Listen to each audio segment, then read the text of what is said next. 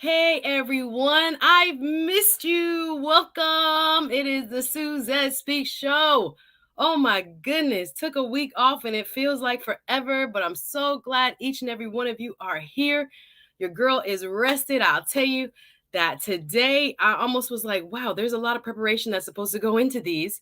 And I'm a little rusty, but I'm glad I got help today. I have facts and the uncomfortable truth with Bernard S helping me out today on this beautiful Saturday. Y'all go ahead and hit the like button.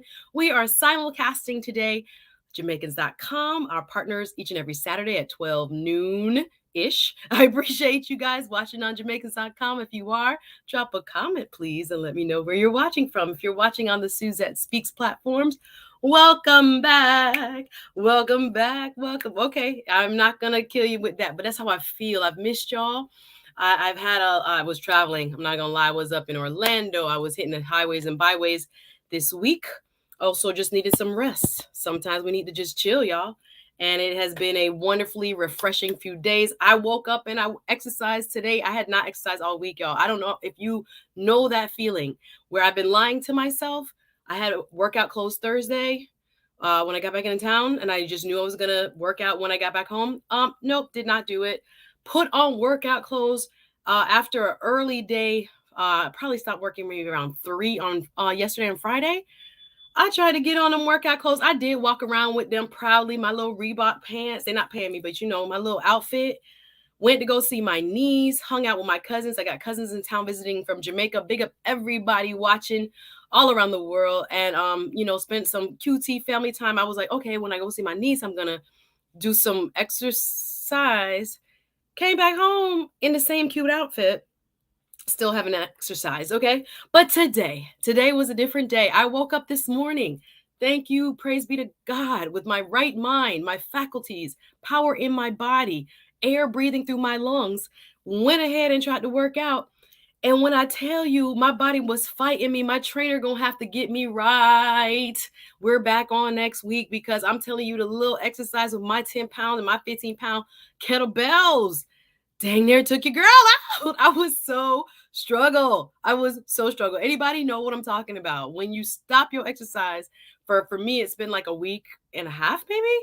It was darn near pulling teeth to get my lungs to realize, no, we're going to work out and my heart is going to be faster and you're going to respond accordingly. So yes, your girl, if I still got a little sweat beads, when your body didn't cool down 100%, that's how I feel. But I'm grateful to see each and every one of you. We have a very interesting topic chosen by my special guest. Go ahead and put your location in the chat. Mr. Bernard S., right? Posed this question. And when I saw it, I was like, ooh, this is the one. This is the one. And I put it in the YouTube community page, the Suzette Speaks Show community page. And y'all go over and answer the survey question, which asks, have you mastered? Let me get it right. Have you mastered being alone? And it's a tough question because have you mastered being alone means the word mastered in it, Bernard. That's the one that I was like, well, I think I'm comfortable in my own skin. I'm comfortable being by myself. I've had to kind of in the COVID last 2 years, going on 3, figure out how to, be content, right?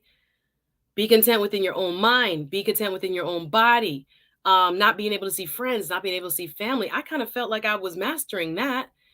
And there is also, though, an implication, Bernard has, and I can't wait to hear what your thoughts are on this. And we're just going to have a good conversation as we normally do here, y'all. Hit the like button as you come in. You know what to do. Suzette Speaks Show, welcoming for the first time as my special guest, Facts and the Uncomfortable Truth with Bernard S. And he is a YouTuber. He is a life coach. He has a lot of wisdom. If you've seen him on this channel before and on many channels across YouTube, you'll know that he's a thoughtful person, father of 2, grandfather of 2, family man, very insightful, very spiritual. And I'm grateful that he's here. And I'm so excited that he started his channel finally. We've been saying it for a minute, right, Bernard? But he has started his own channel. So, RM, I'm going to ask you to please drop it. And Sunbreeze, thank you for being here. Let me say hello to my people before we get into the topic. But mastering being alone is a very complex topic. And when I thought about it, I was like, "Ooh, this could go so very many ways." And of course, me and Bernard have not talked about it at all. We didn't create any kind of bullets. It's just gonna flow. And we're gonna drop the link later for you guys to come on up and say what you think. What mastering being alone means to you. Now, does it mean? And come on now, hit the like button. I don't think it implies, for me anyway, that I don't want to be with someone. Now, come on now.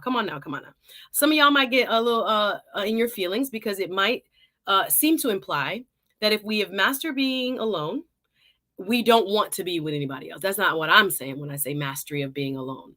I just know that there are seasons in life where you have to be comfortable with you. No noise, no family, no friends, no outside influences, but with what you think you should be doing and listening to your inner voice and having nobody else around and still being happy, still being content, right? Kind of like a self-contentment. That's what I mean. I saw a comment, and Bernard, we might kick it off with this comment. Let me say hello to my people and bring up my guests. Welcome, everybody. It's been a minute. Big up everybody watching on our partners, Jamaicans.com. Big up everybody watching on the Suzette Speaks. Guys, I've missed you. Shout out to all my speakers.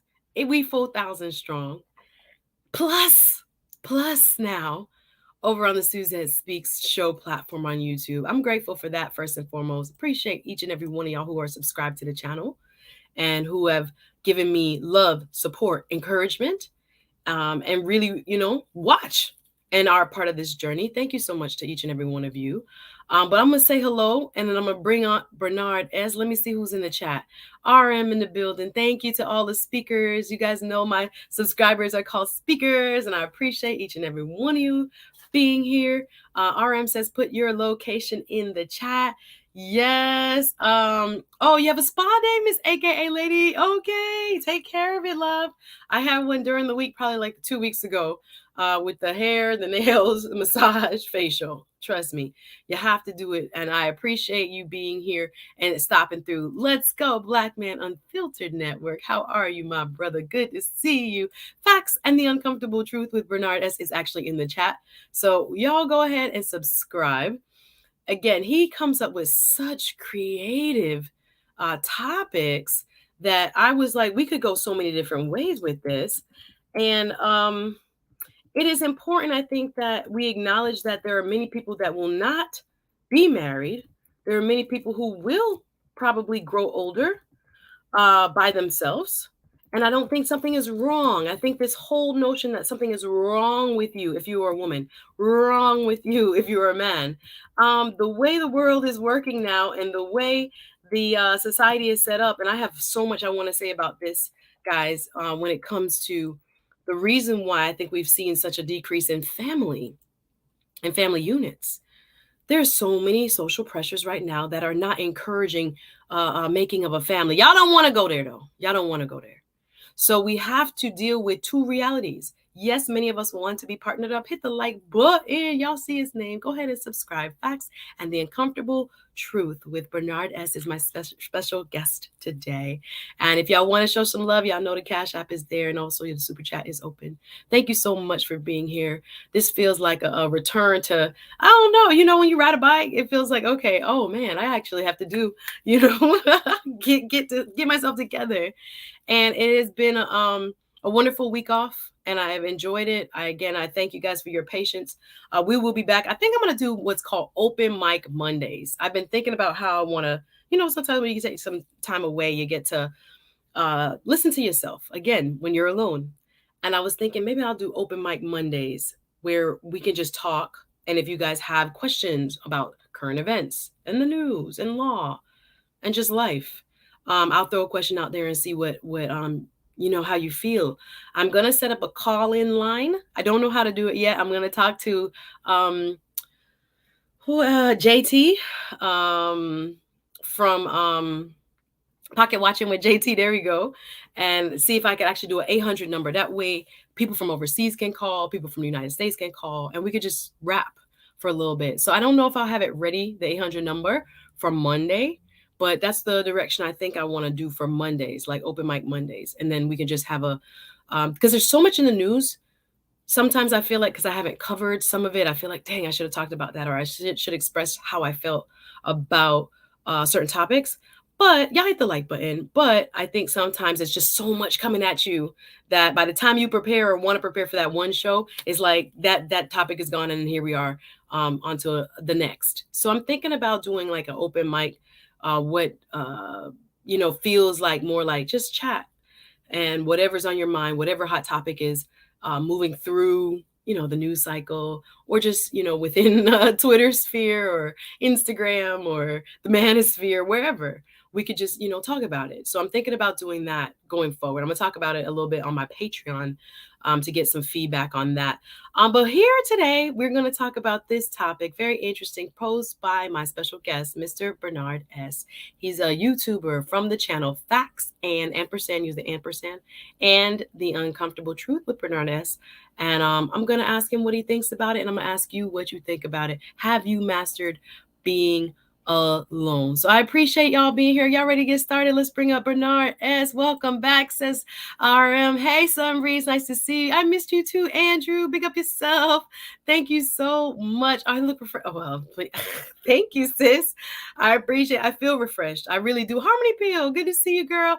I do feel like I'm trying. I did buy some whole heap of earrings, so we're gonna try to put some outfits together. Because when you can't see me fully, I'm like, how do I make it pop? Make it a little spicy. Let the people know. Let the people know. Shout out to my cousin. She is the boss chick of Flossing Accessories, and she sells paparazzi. So these are part of her paparazzi collection. When I stopped through Orlando, I saw her. So I had to get a few. So y'all will hopefully see a little bit of change up with your girl. But yes, don't stop. Won't stop. Stay working out. Yes. Listen, the workout this morning almost took me out, but the body has to I will transform it, or the word conform is the word I'm looking for. The body must conform to what I want. She want to do her own thing. She's not going to do her own thing. She will conform to what I'm telling her we're going to do each and every morning. So Maggie, the substitute teacher in the building. Hey, my love. Maggie just hit 1,000 subscribers. Now she just has to work on her watch hours to get monetized. Maggie, I'm going to make sure I'm going to be a show sponsor for you. Look out for your Cash App, sis. I've been meaning to give you a Cash App. Look out for your Cash App. All love to Maggie, the substitute teacher. Go ahead and subscribe to her channel. She's a fantastic content creator. The woman cooks twice a day, every day for YouTube. And the food look good. And it's showing me I can actually make good food and tasty and healthy. So shout out to Maggie. Ode to Chef. Oh, thank you. I appreciate you so much. Thanks for being here. I appreciate all my fam, all my supporters, my tribe. Y'all know it is always I say a labor of love, because sometimes you just get busy and you get run down. So I'm grateful that all y'all can understand and still rock with me. I was like, is anybody going to log in today? Hopefully they do.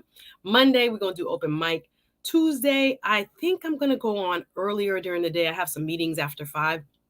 Next Thursday, Better Gents podcast wants to do, we were going back and forth on a hypergamy, but he has now settled on the secret lives of Black nerds.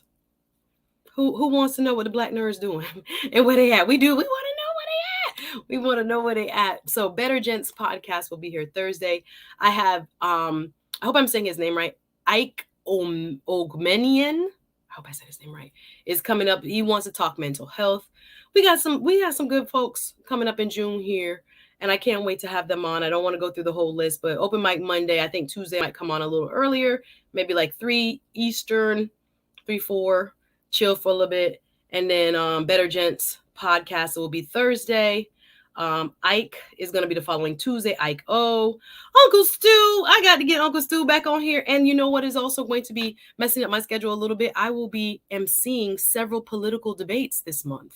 So here in Miami, around South Florida, whether it's Broward County, which is Fort Lauderdale, Palm Beach, I, before YouTube, emceed a lot of live events. That's a part of my story.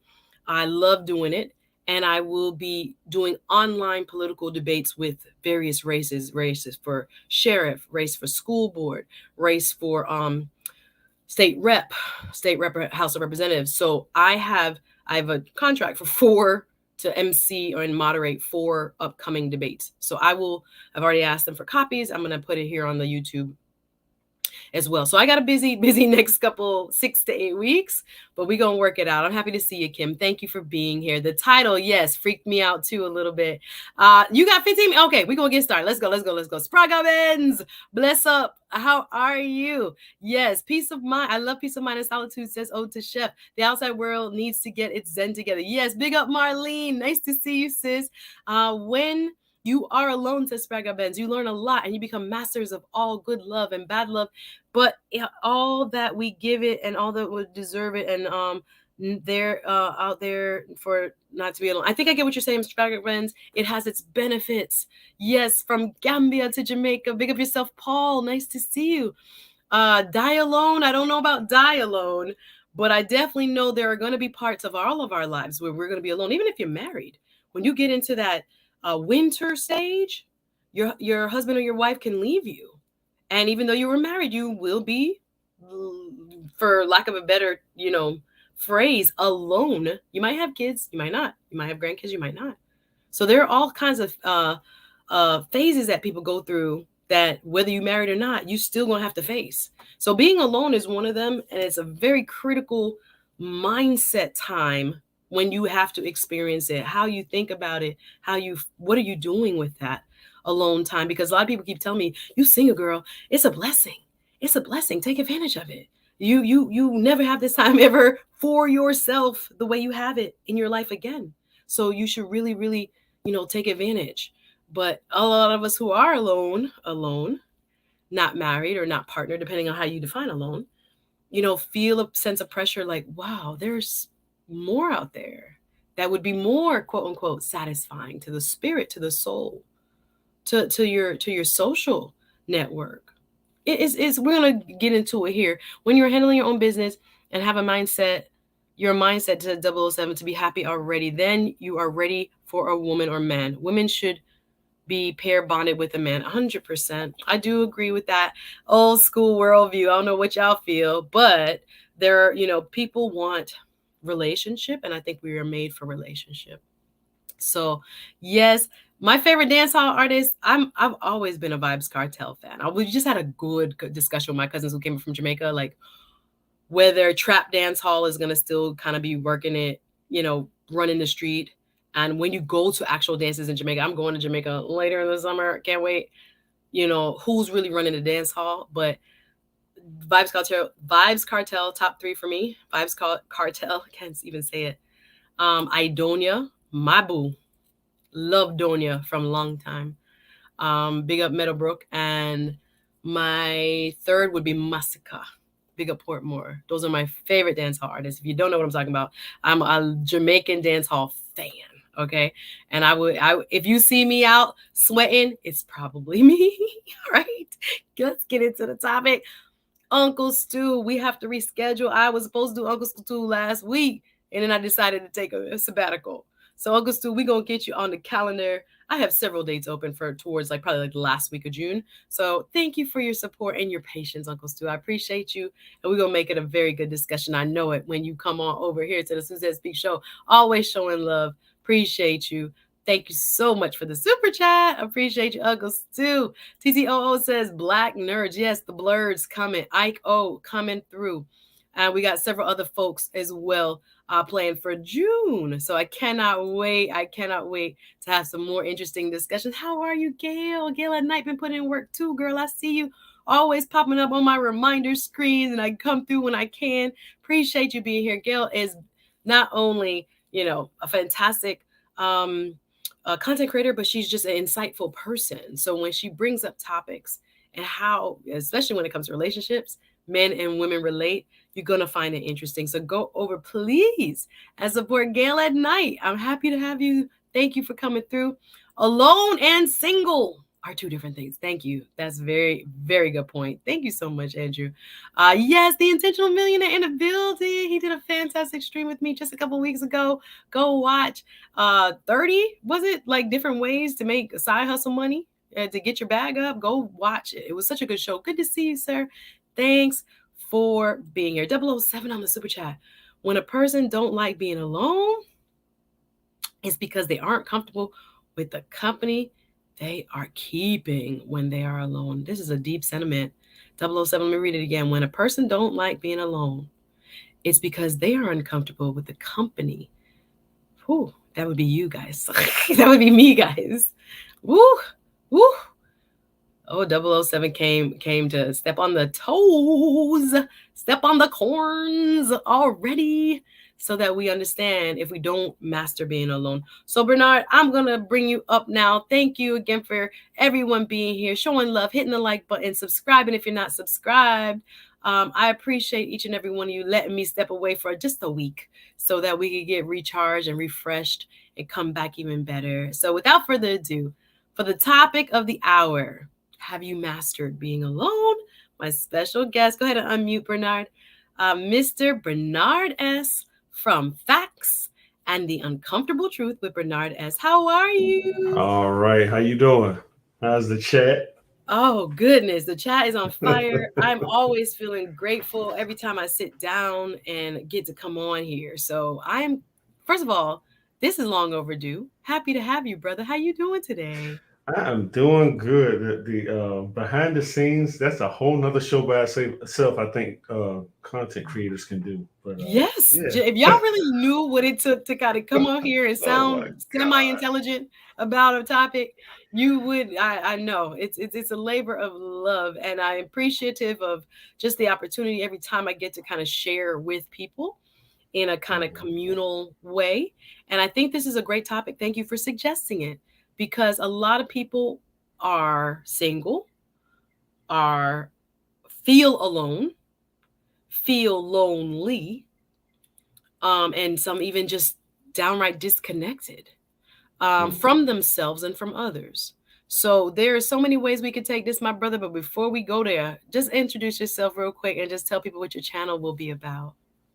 My name is Bernard S. with Facts and the Uncomfortable Truth. It will be about things that you don't want to talk about, pretty much things like this. I am also getting as we speak, I just got a introduction video. It's called Facts and the Uncomfortable Truth documentary series. And then I'm about to do Facts and the Uncomfortable Truth debate series. So what I've been seeing in the YouTube space, in our little YouTube space, is people arguing. So I'm gonna give people a platform where you can bring your facts and your fact checks, and we will have a live debate. And Suzette might be hosting some of it because I don't know how to, Hey, I love I'm but I down. think I'm we down. should. I think we should have a space to where people can literally debate. And I was also thinking about Uncle Stu because he was talking about doing a political channel. So even when that comes up with political, I want to give people a space where we can actually debate and learn how to talk to each other and not be mad at each other at the end. Otherwise, I'm a husband of a lovely wife. Um, I have a great, beautiful son and daughter. My son's giving me two grandsons. I love people.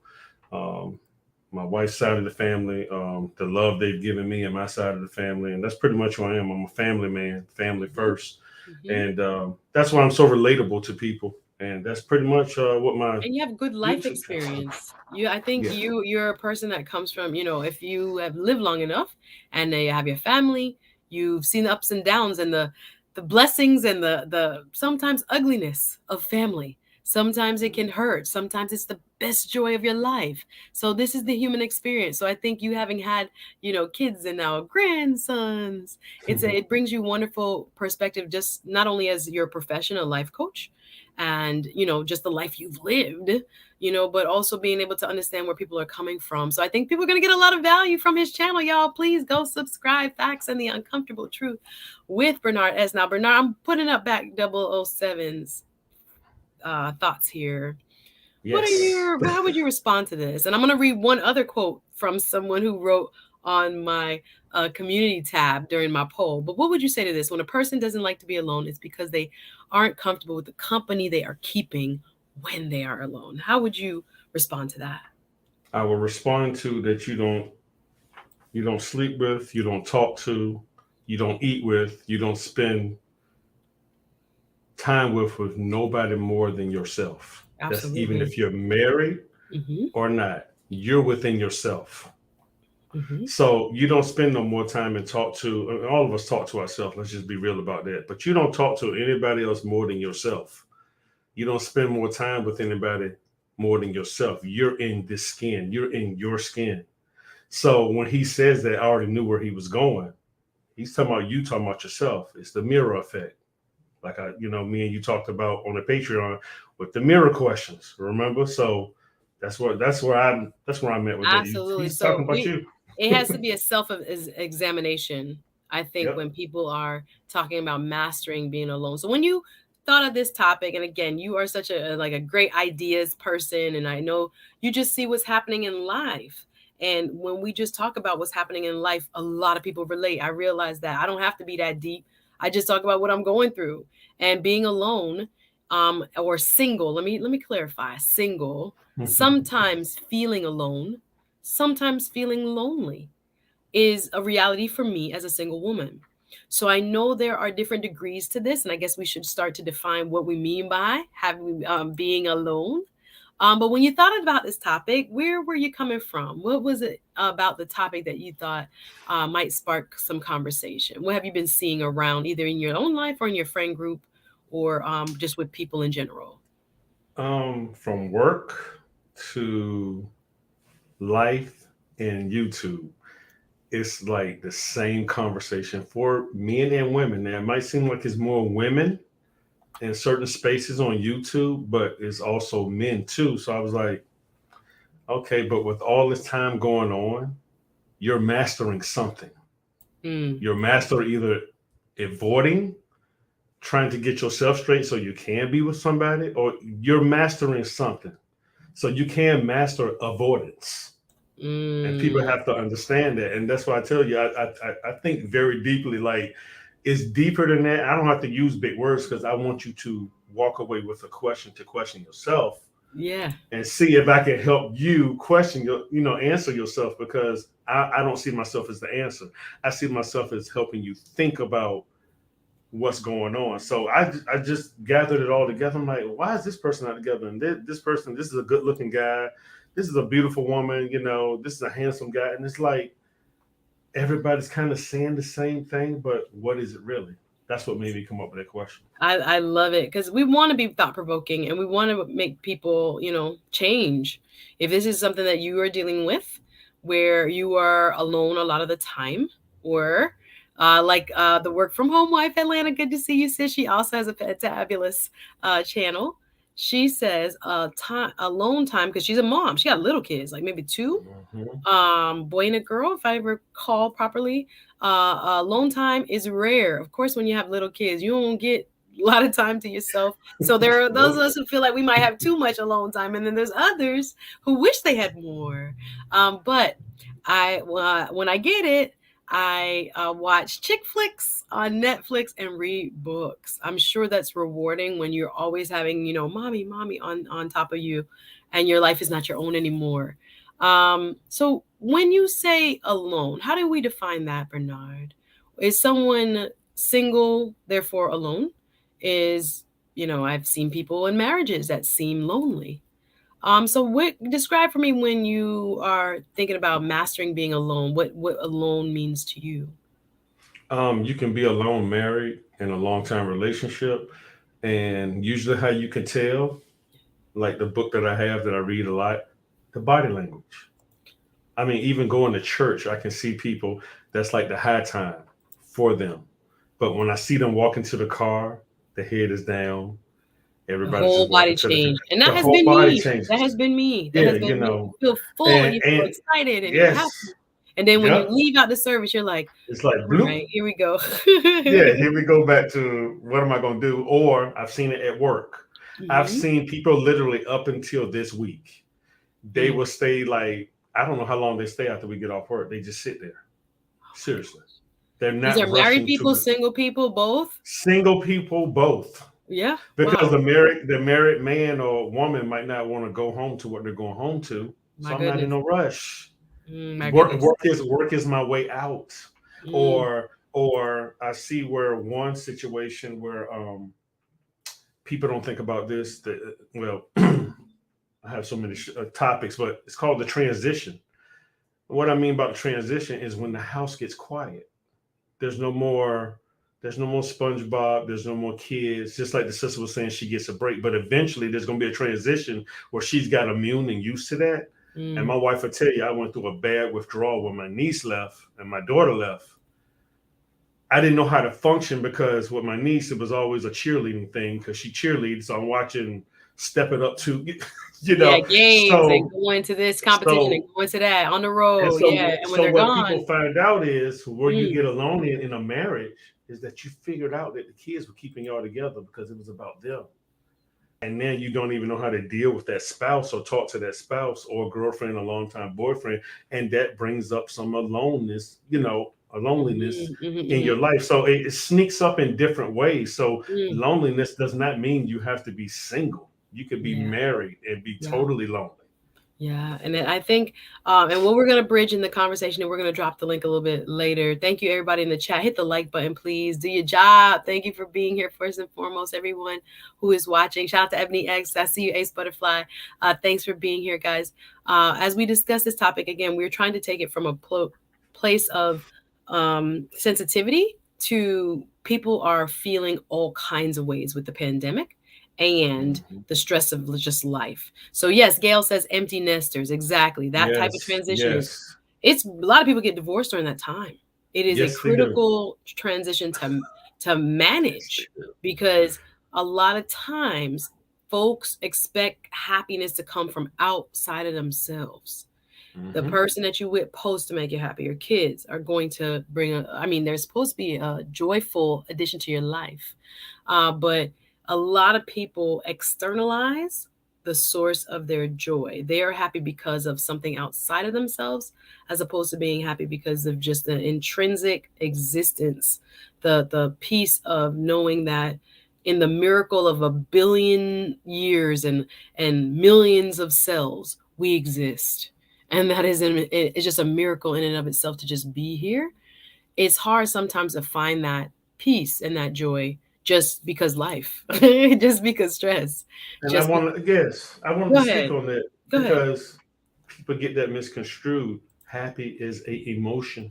Mm, You can't live in that 24/7 because we can be happy going to work, but all it takes is that one person to cut you off. That happy just went out the window. my I don't care if lord. your favorite song is on. So people need to understand that happy is an emotion. If you don't understand it or we don't understand it, you're going to keep looking for something that's going to always disappoint you. Yeah, I think people got to be very careful with trying to put somebody in your life for happiness and to cure loneliness. Think people trying to find someone in order Hmm. not to feel alone is a trend that I see that backfires, but people don't think of it like that. They think if I have a man, I am automatically not going to be lonely. Or if I have a child, I'm not going to feel lonely. But I think as I've matured and just understand how life works, that no matter what, again, these external sources of joy have limitations. Hmm. And so when we're reliant upon them, we're reliant on that atta girl, help me, oh God, because again, I was growing up with a lot of, positive affirmation and things like that. And you're constantly seeking that. But you have to realize within yourself, you have to provide that. And that you're not always going to get it from a husband, a boss, a child, whoever. So we tend to, feel sad when we don't experience it. So let me ask you this: you spoke about transition time where kids grow up, leave, Hmm. as a difficult time sometimes to feel alone or loneliness. Can you describe other times where people, in various stages of life may struggle more with this sense of being alone? After years of marriage. See, you Mm, remember me and you were talking about how everybody's one show me and you were talking about had came up and everybody was talking about, oh, getting married. I said, okay, that's fine. But let's talk about when people get sick and things happen. I said, because everybody gets diagnosed with something every day, right? right. So that alone time can also come again where somebody get diagnosed with something. You don't travel as much as you used to. Mm, That's what I'm saying. Alone is so deep. It's just like we overlook the word alone, but it's like you can end up there so many times because me and my wife had talked about it a few times. And before we got married, you would see a couple out. You're like, man, that would be nice, right? Just that little light, right? Just sneaks in Yeah. of that conversation of your thought, like, man, that would be nice. And then Bernard being Bernard, I'd be telling my wife now, I'm like, they look cute. I said, no, we just caught them on a good day. They argue too.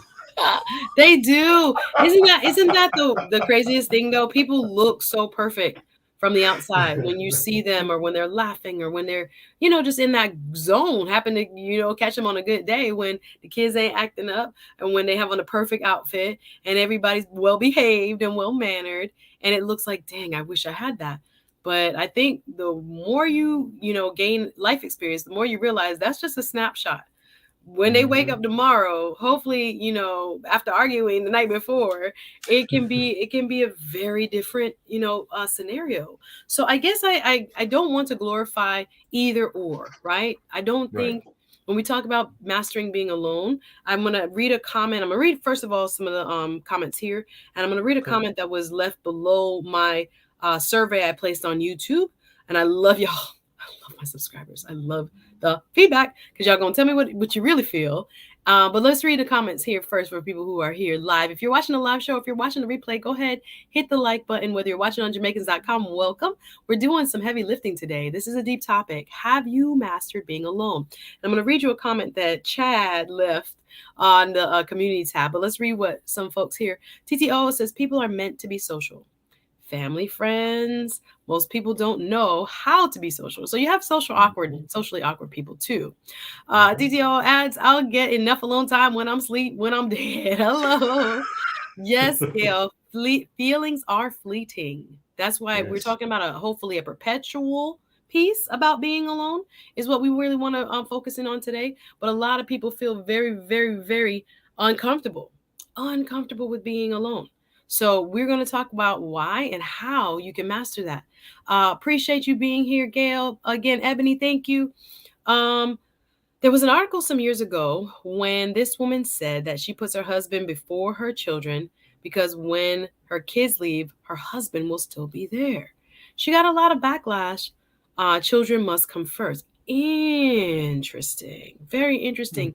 What do you say, Bernard, about this perspective? It's that can be a juggle because you don't know if he's going to be there. Whoops. So hubby might go first. Well, no, he might. No, seriously, he might aspire. He might pass away, Yeah, and true, true, and true. then she's completely alone because the energy she had saved for him and her. You know. It, I'm not pushing the part of him leaving. I'm not doing that. I do hear a lot of men complain about that. That That's almost women are like putting their kids oh before that's a them. that's a regular barbershop conversation. Oh That's wow. neither here or there. But we learn how to navigate and we help each other. And by me, like you said, being older and some older guys being in there, we coach each other. We've coached each other. Like, no, it's about them. But the old heads, as we would say, look, you still make time and just go get her nails done or some flowers, get her favorite candy. Every time I'm out, even if my wife is not hungry and she would not laugh at me, I try to just bring her something Hmm. that I know she likes, even though it's just That's so us, thoughtful, Bernard. Because most men, again, But I don't, from what I'm hearing, don't think like that. well, But happy that's wife, what's happy up. But life. that keeps, yeah, exactly, keeps the spark, keeps the Right. spark for sure. Yeah. So yeah, I think I agree with Bernard. And thank you for bringing it up, Ebony X, because this can backfire in a lot of ways. Um, and I've heard people say they practice this type of hierarchy. I have not been in a marriage, so I don't know what exactly how, I would think. But I think there are times, to me, life is like a cycle. So there are times where the balance shifts here and shifts there, where your husband got to be priority here and your kids got to be priority there. But it's not a matter of a competition. It's more kind of like a boat kind of moving, and then when Hmm. when everything topples to this side, we have to be on that side, and then it comes back to the middle, and then, oh, okay, now things have to go there. I think there are seasonal changes that allow for different approaches to who gets quote priority. But I don't know that I would intentionally say, no, no, no, kids, back up. Now, again, discipline is different. Other things are maybe different. But in terms of energy and love and compassion and those things, I think you got to be equal, honestly. And I know it's, and probably for the moms, y'all come and talk. I don't want to talk for you because I know that must be extremely hard because you're just one person and all these personalities and desires are being placed upon you. Very good comment, Ebony. Uncle Stu, the old man on the block, says, I am an empty nester. When this happens, it is time to make yourself a priority, which brings another level of love for self. After this, you can share your love towards someone else. Love self first. Thank you. Wisdom. Uncle Stu, the old man on the block. What would you say to that, Bernard? I agree. I have a place that I go here. It's very professional place. My wife know I loves it. Love it. Mm-hmm. It's just for men, and while you're getting your nails or feet done, they have on the sports channel. Ah, There's a massage back there. Everybody's professional. So yes, after all that went down, I started like, hey, once I got my first massage, I was like, oh, it's a wrap, and it's I just want like, men to take care of themselves. Y'all don't yeah, live as it's long. awesome. He's right. He's totally right. It's You yeah. have to do So that. time for again alone, quote unquote, time for you to be able to refocus on yourself. Very good. Peace and blessings, says Paul to Brother Bernard. Thank you for being here, Paul Paul. Bennett, what's going on, brother? Good to see you. Thanks for stopping through. Y'all hit the like button. Welcome. I'm appreciative of everybody in the stream, team live or team replay. Hit the like button, share if you want, and please go back after the video and comment with what your thoughts are on how to master being alone, or have you mastered being alone? Kale said children can't come before your spouse when they're 18 or 25. Hello. Now, we're not talking about the babies. We're talking about the grown-ups. So the question is it who? The question is, when will you put your spouse first? Deep, Mm, deep, deep, deep sentiment. Paul says mm. priority and urgency. Yes, I agree. Yes, Paul. Paul, I shout out to Paul because Mhm. him and the dog are the only males in the house out of his three daughters and his wife. So big Oh, the shout out to energy in Paul. that house. Woo! I feel for you, my brother. I Big hear shout you. out. Big shout out Uh, to Paul. I agree. Paul says, okay, I'll ask, how will you put your spouse first? I think sometimes when it comes to like the time you spend, because I think again, children require at different ages and stages much more time, depending on how old they are. But I think when it comes to, for me, defining this question is time. So if he's saying this is important to me, whether it's his job, whether it's his, I don't know, side hustle, or whether it's whatever it is, spending time with you, um, energetically putting that time as a priority to me. And again, I have not ridden that bicycle. I've been on the sidelines, but to me, that's how I would define that. How do you define putting your spouse first, Bernard? um, Together we're whole. So with this is how I look at it. So I can't speak for everybody, but Mm-hmm. together we're whole.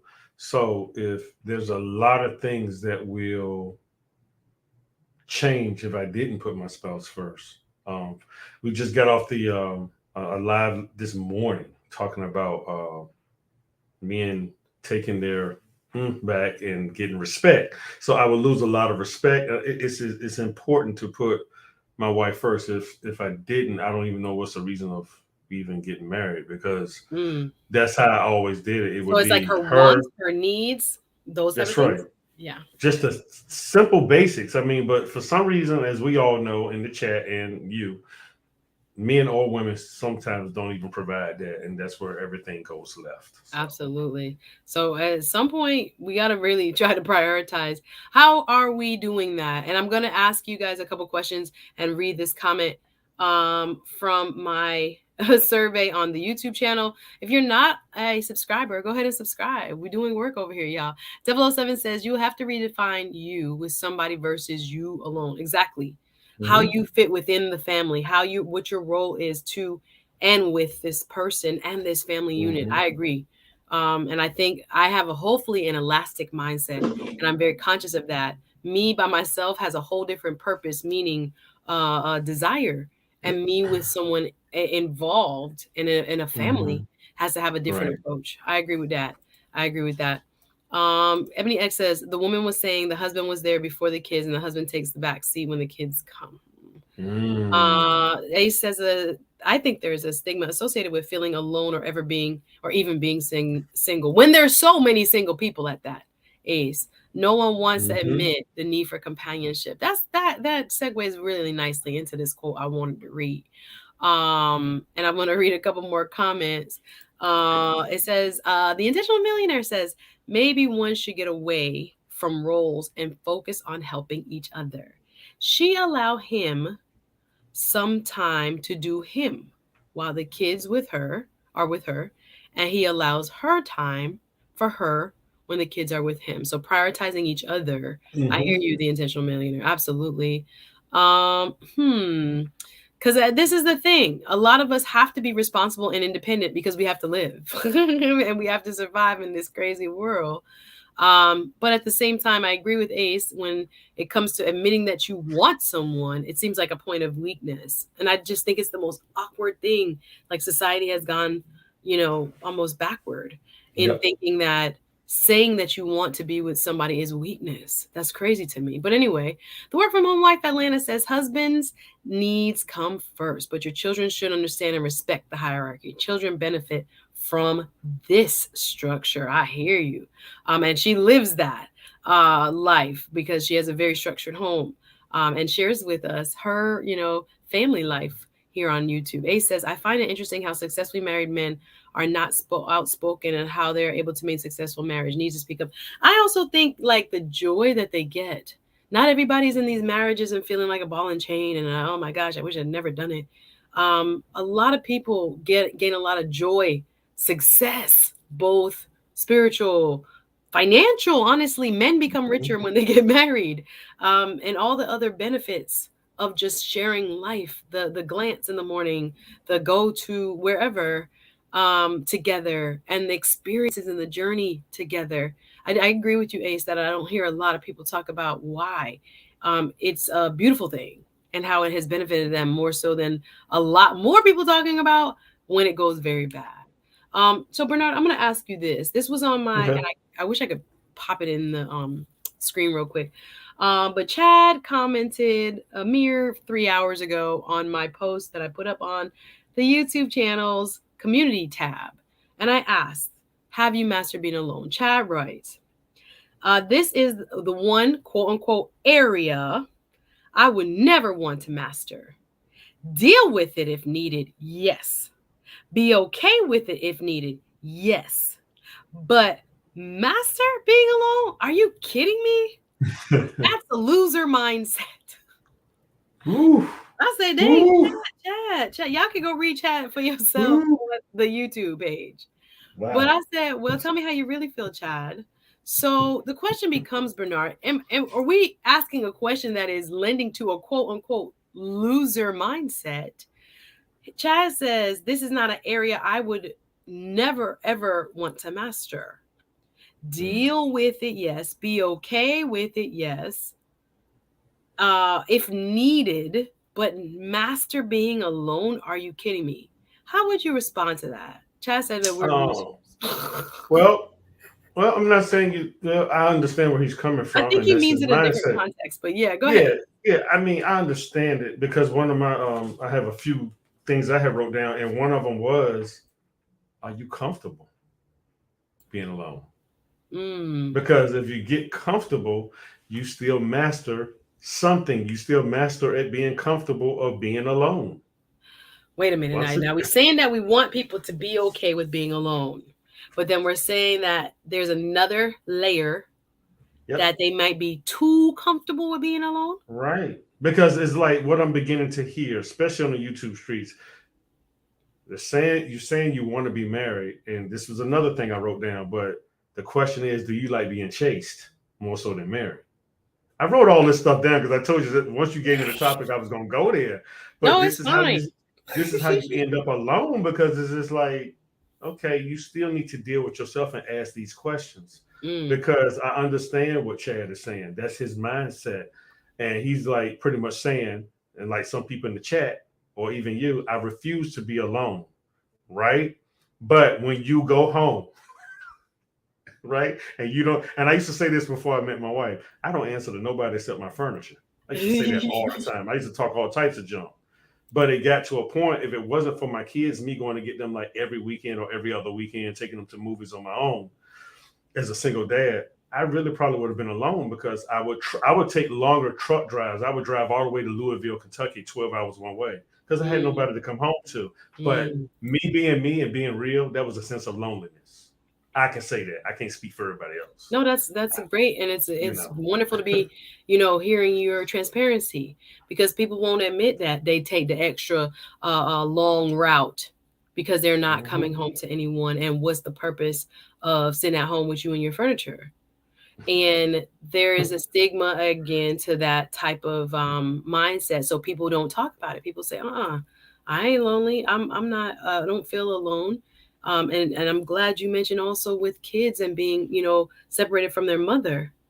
Not having your kids grow up with you is a form of loneliness, or can produce a form of loneliness. And I don't think people talk about that. It is traumatic both to child and parent when you have to separate. And again, this is not to blame anyone. Things happen. Things don't work out.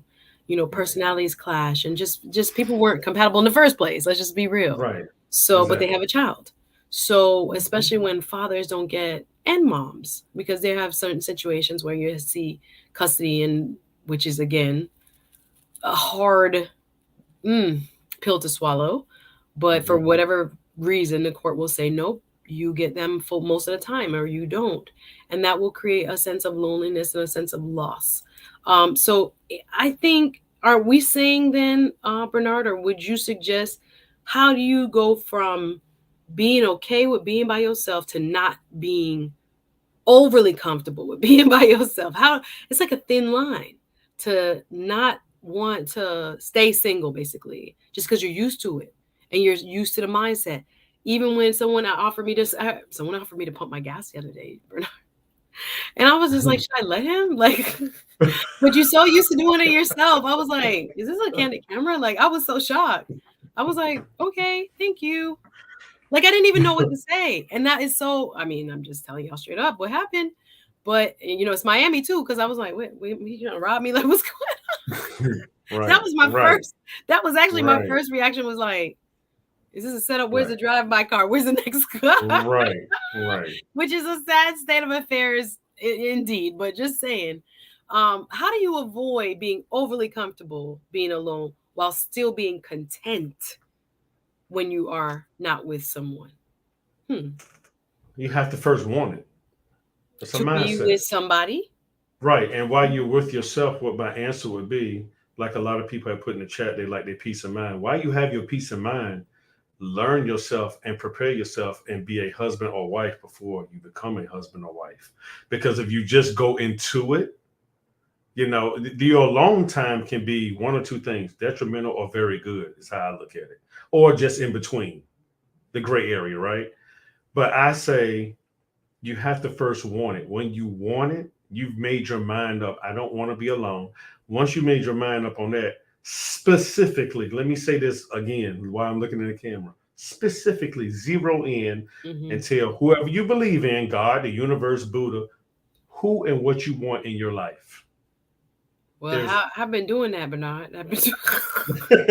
So, and maybe he's protecting you. I don't know. I'm like, am I not ready? Like, what's going on? But once I made up my mind, I can give you me and my wife's example. I was doing a wedding when I met her. You met her while you was doing somebody else's wedding? He's a wedding photographer, guys. Oh, I was, yeah. Okay, your cousins like to pay peanuts for $1 million wedding. Anyway. So you don't mess with them no more. Okay, so you Not were really. What? I still do favors, but when I first walked in, I was like, man, who is that? And the guy beside me was like, oh, I know her. So you know how you step back like, oh, you're like, no, that's family. So I said, well, all right. He said, well, you go handle that. And so I took her picture. She was the first picture I took. And she said, what are you doing? I said, well, actually, I'm working. So when we went out on our very first date, we made it clear we wanted this to go somewhere. We didn't waste any time. We were like, we want this to go somewhere. I don't want to waste your time. She didn't want to waste my time. I didn't want to waste her time. And we Shout were out to like, the non-time wasters. Yes. yeah, One and day, Lord. we was up front on the first date, even though the first movie we went and saw was I Can Do All Bad by Myself. But who picked that? You picked Anyway, that or she picked that? Who picked that? I ain't picked that. She That's picked that. so funny. That's classic. But anyway, Mm. but what we cut all the BS out. We were both at a time in our life it's just like, hey, I'm ready to do this. I'm ready to be with somebody. Now the transition to that, she was so used to being by herself. When I started cutting grass, she was used to cutting grass or hiring somebody, pretty much her, because my wife would get out there while I'm cutting grass, getting the garden and Getting everything, together. and then go get her nails done. She's good. No, but some women like doing the outdoor work. It's actually, and again, from necessity. And I want to read what Ebony had to say because I like this.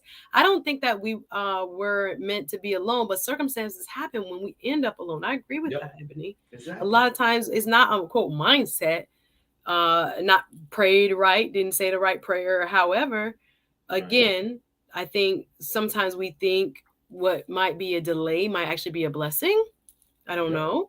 I'll find out at the end of this road, hopefully one day, God.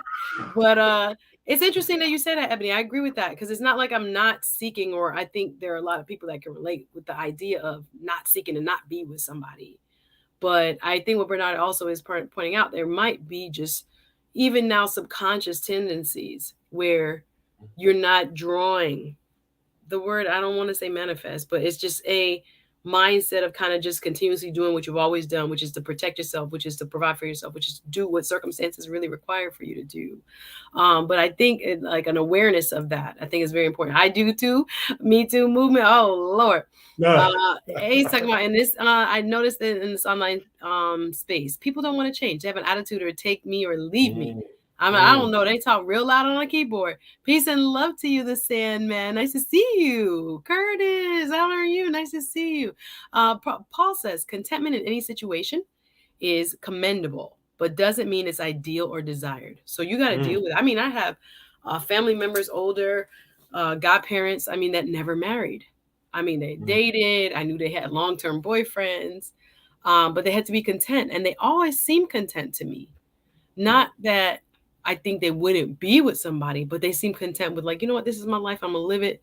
I'm going to go on my little trips. I'm going to visit Jamaica when I want to. I'm going to do, my job, volunteer with my church. And it wasn't that I don't think, hey, thank you, Black Man Unfiltered, that they didn't want to be with someone, but circumstances was like, who are they meeting?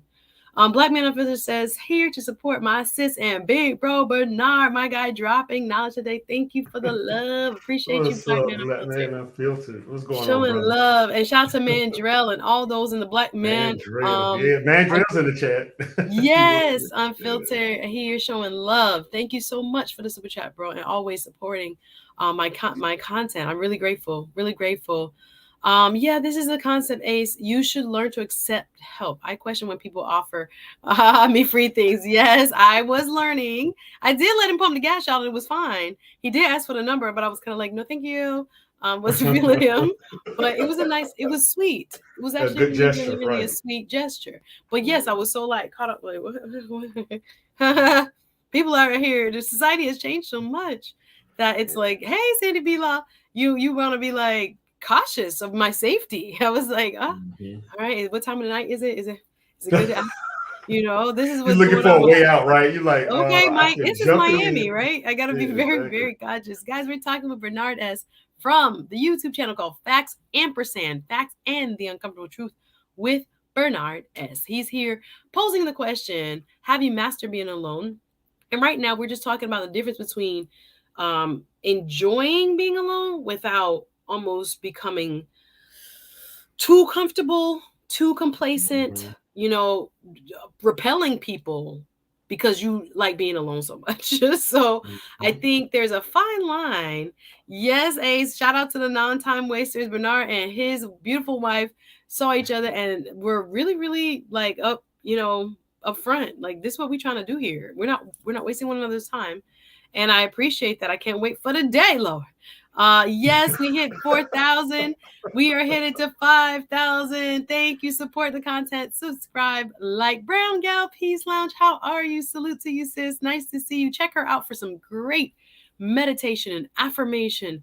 Wonderful channel over there, especially at night. Your mind racing and you just need nice, peaceful solitude since we are alone. You got to listen and get your mind right. Salute to Brown Gal Peace Lounge and her wonderful content. It's good to see you, Lando. Great to see you.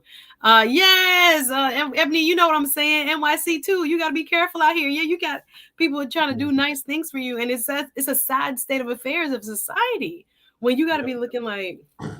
I mean, that has happened. People being nice to you, and then one open your door and steal your purse. Like, this is real. But there are good people out there, and again, I'm trying to make sure, especially when we talk about this conversation about being alone, it's all how you frame it. It's all how you frame. The notes are what we're reflecting in our mind. I'm not going to say my notes in my mind are all people are dangerous. So I'm never going to be open-hearted or receive somebody nice, because there are tons of great people. We just don't see them on all the news. Is all highlighting the sadly, sinful and painful parts of humanity, right? But there are still kind, sensible, giving, and just upstanding people. So you got to make sure the notes that you've taken based on life experience don't turn you into, a hermit or someone who cannot receive love when it's being presented. But you also got to be smart. 100%. Ebony, we can't be out here. Yes, repelling people because we're so happy being alone. So I think that's what Chad was saying when he was like, I don't want to master this. And I think you can want to master it and still want to be with somebody. But I understand what he was trying to say when he said that is an area I don't want to master. But I don't think everybody is going to have the opportunity to like pair up. Do you understand what I'm saying? Like, it's it's a big reality. Most of us, especially if we're single Black women between like 30 and 50, will not be married at the rates that we're at now. Majority will not. So that's a painful pill to swallow, to say that out loud. So what you gonna do? You're not necessarily going to try to push away or settle. This is another thing. That's that magic word, though. We're gonna have to talk about what it means. Thank you. These earrings came from Paparazzi. My cousin sells paparazzi jewelry. Shout out to Flossin Accessories. She hooked me up. Y'all gonna see a lot more earrings. But yes, all in the vibes for sure. So what do you think about mastery? If people are uncomfortable right now, they're not gonna say it out loud. We don't say it out loud. They don't like being at home. There was a time where I would just cry when I was by myself. This is years ago, where I was just feeling unhappy. I didn't feel fulfilled for my job. I didn't feel fulfilled with my, friendship circles. And I didn't have I don't think I had the language that like what I really wanted was family of my own. When you're in a phase where you're like super, that person that you're by yourself with, you don't like, or you don't have compassion for, how do you get to a place where you don't get, again, the desire to be alone, but if you are alone, you can manage better, you can learn to love your own company better? What are some steps we can take if I'm talking to somebody who's listening who is not in a happy place when they're alone, or feels a lack, or feels a sense of, something's missing and I don't know what to do about it? And some people try to fill it with gaming, gambling, sexual relationship, shopping, this whole sense of closeness. Yeah. Whatever it is. It's quick feeling of closeness and bond, and then it goes away. So if you're struggling with that, if someone watching is struggling with that sense of, I don't like being by myself, I always got to be with a man, I always got to be with a woman, because it happened to guys too. They be running to women trying to get rid of that feeling of being alone or, isolated or rejected. So I'm going to get another one. How can we master that? How can we not get into like we talking about, the arena of, being too comfortable, but we want to know that parts of your life is going to be lived alone? How do you start to get comfortable with yourself, Bernard, so that you're not agitated or feeling, depression if you are by yourself? I would say first, let's get over that one word that we always talk about in church: fear, false evidence of things appearing real, right? Let's get over that first, because we're telling ourselves things. Once again, you're talking to yourself. and we talk ourselves in and out of situations every day. Mm-hmm. So what I've and these are suggestions. Mm-hmm. So I don't want Suzette getting in trouble or me getting in trouble. These are No, suggestions. again, So everybody's different. Take what yeah. you can use and leave what you can't. So how I did it was I got tired of being tired, and I was like, okay. I told myself I'm ready. Now let's be clear here. I did everything one step at a time. A lot of things you can't just jump into because what? You're back where? Uncomfortable. And when you get real uncomfortable very fast, you'll go back to the comfortable even quicker. It's almost like relapsing, right?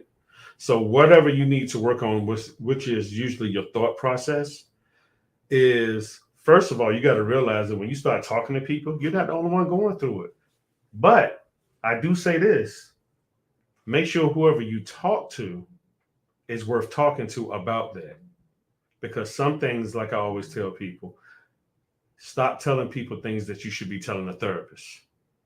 So if you have just one good friend, one good person that can kind of roll with you like that, because Sir, I already you're had doing work because Gail at night, I told you she does some great topics. Just did. Do you need therapy or do you need YouTube? Do you need? yep. That was like this is the best topic ever. I saw that topic. Some Yes, I was people like, she think they killed it. need YouTube, and what they really Nope. need is therapy to unpack the Therapy. pain, the injury, the childhood trauma, the things that got those notes in your head that people are bad, or that men are evil, or that women ain't like those notes Mm-hmm. came from somewhere. They're imprinted in your mind, they're imprinted on your heart Mm-hmm. and in your soul. So I can't have a conversation with someone who is not, as a butterfly says, flexible because they've been imprinted with just these negative notes of Yep. what life is and how people are and who people, how people hurt people and all that. But if you Yes. are getting in that mindset of everything is negative, the world is ending, people are just not good, you got to go to therapy. We gonna do work here. Me and Bernard gonna be on YouTube, but that's not enough. Right. Sometimes we feel, and I've dropped the link, anybody want to come up, sometimes we feel like we're touching on pain points here when we discuss things like this. And it Right. may be enough for you to say, is that me? Do I feel uncomfortable alone? Or am I quietly wishing I had somebody, but I ain't gonna tell nobody? Or I feel pain when I see other people who look happy and other people in Right. relationships. That's another sign Yeah. that there is something going on deeper where we gonna start the conversation here today, but you Right. might need to go an extra step further and get some therapy because And you if have to do there's the work. it Yes. is to heal so that you're ready for the Yes. person. Yes. And the reason Uh-oh, why I say thank you have you. to do the work, reason why I say you have to do the work because you can't take your therapist home, people. Jesus. You can't take your We're life, not well, you coming can't, through. but you Yes. can't take your life coach home. Mm. So that's why when I do life coach sessions, I give you stuff to where you have to do stuff to where I don't want to be your pastor or bishop. I That's want you how to I be able to feel work on your too. own. I want you Bernard. to be able to work on your own. I'm not gonna just give you a little bit and be like, oh, I gotta go back to Bernard to get. No, I'm gonna give you stuff to where I'm not around. You can look at that piece of paper and be like, oh, yeah, I can do that. It's I on can. me. It's on Hello. me. It's on me. Bernard, we can't be everything to everyone here on these platforms. I Oh, think it's very, yep. I try to make it very clear to people, I have a life outside of YouTube. I love YouTube as well. But in terms of forming those real critical bonds, everyone has to do that. And I agree with developing dad in their local area Yep. where they can find and hopefully hold on to people who are like-minded, who are also trying to better themselves. Now, that's not easy to find everywhere where you live, but it's Mm-hmm. important to make real, in terms of your real life contacts with people so that you can hopefully start to form community. Community is good here, 100%, but community is even better when you are actually able to touch, feel, hold those folks where you live. I'm not replacing nobody church community. I'm not replacing Exactly. nobody's life Therapy. and Yeah. family Yeah. and therapy. No, we're going to Yeah. start the conversation, but in order to get the healing that you need, you're definitely going to have to do the work offline. And I thank Gail at night for bringing that up. With Nelson Counseling, I watched Yes. like the beginning of it. Girl, I was knocked out. I had a long, long week. But the beauty is the question, it tells you the answer. Because a lot Right. of times people think, I can come here and I can understand more about myself. And that's what I want. But if you are, again, experiencing some of the things that we're talking about, where you really, really are uncomfortable being by yourself, or you really feel like a sense of lack, deep loneliness, a fear that you're going to be by yourself, a fear that another person is going to hurt you, a fear of all the things that may have happened to you, the only way to Susan, unpack these things are I'm the about to set therapy. you up. Go I'm ahead, about to set you up. please.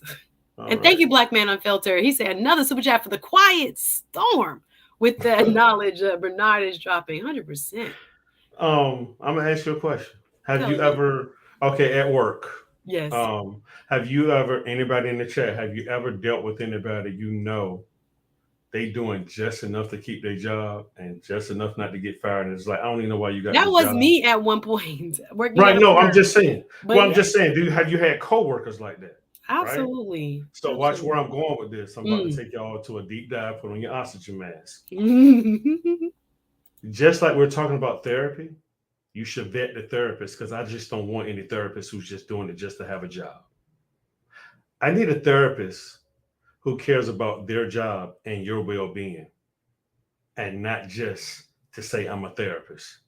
I don't want to go to the hospital and have a C average surgeon on me. I want the top surgeon to operate on me. Yes. Okay. So you have to vet. All this vetting we be talking about. Oh, I gotta vet this person before they come up on my YouTube channel or I meet them. You need to vet your therapist too. Let's really talk about it here. You Preach.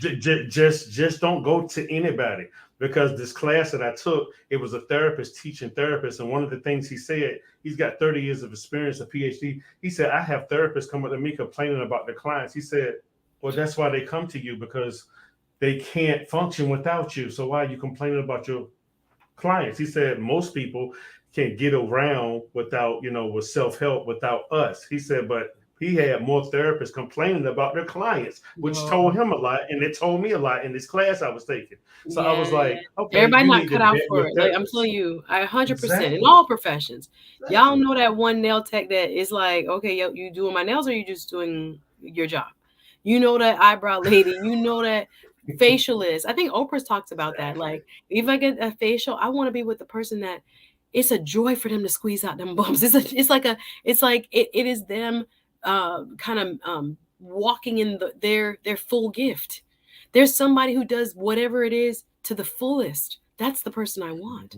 I don't want the person that's just trying to collect the check because everybody wants to be a life coach. No, I want Right. someone who's called, who is really, really there for your well-being, and not just, again, to go complain afterwards. I can't stand these clients. It's so Right. Right. terrible. But you Right. got a lot of people in different areas of any industry for the wrong reason. So this is no In the different. industry, yeah, It's it's no different. different. And You gotta to really vet. Mm. respond to Peter Investor, yes, I understand that. And the therapist I have, he goes to a therapist.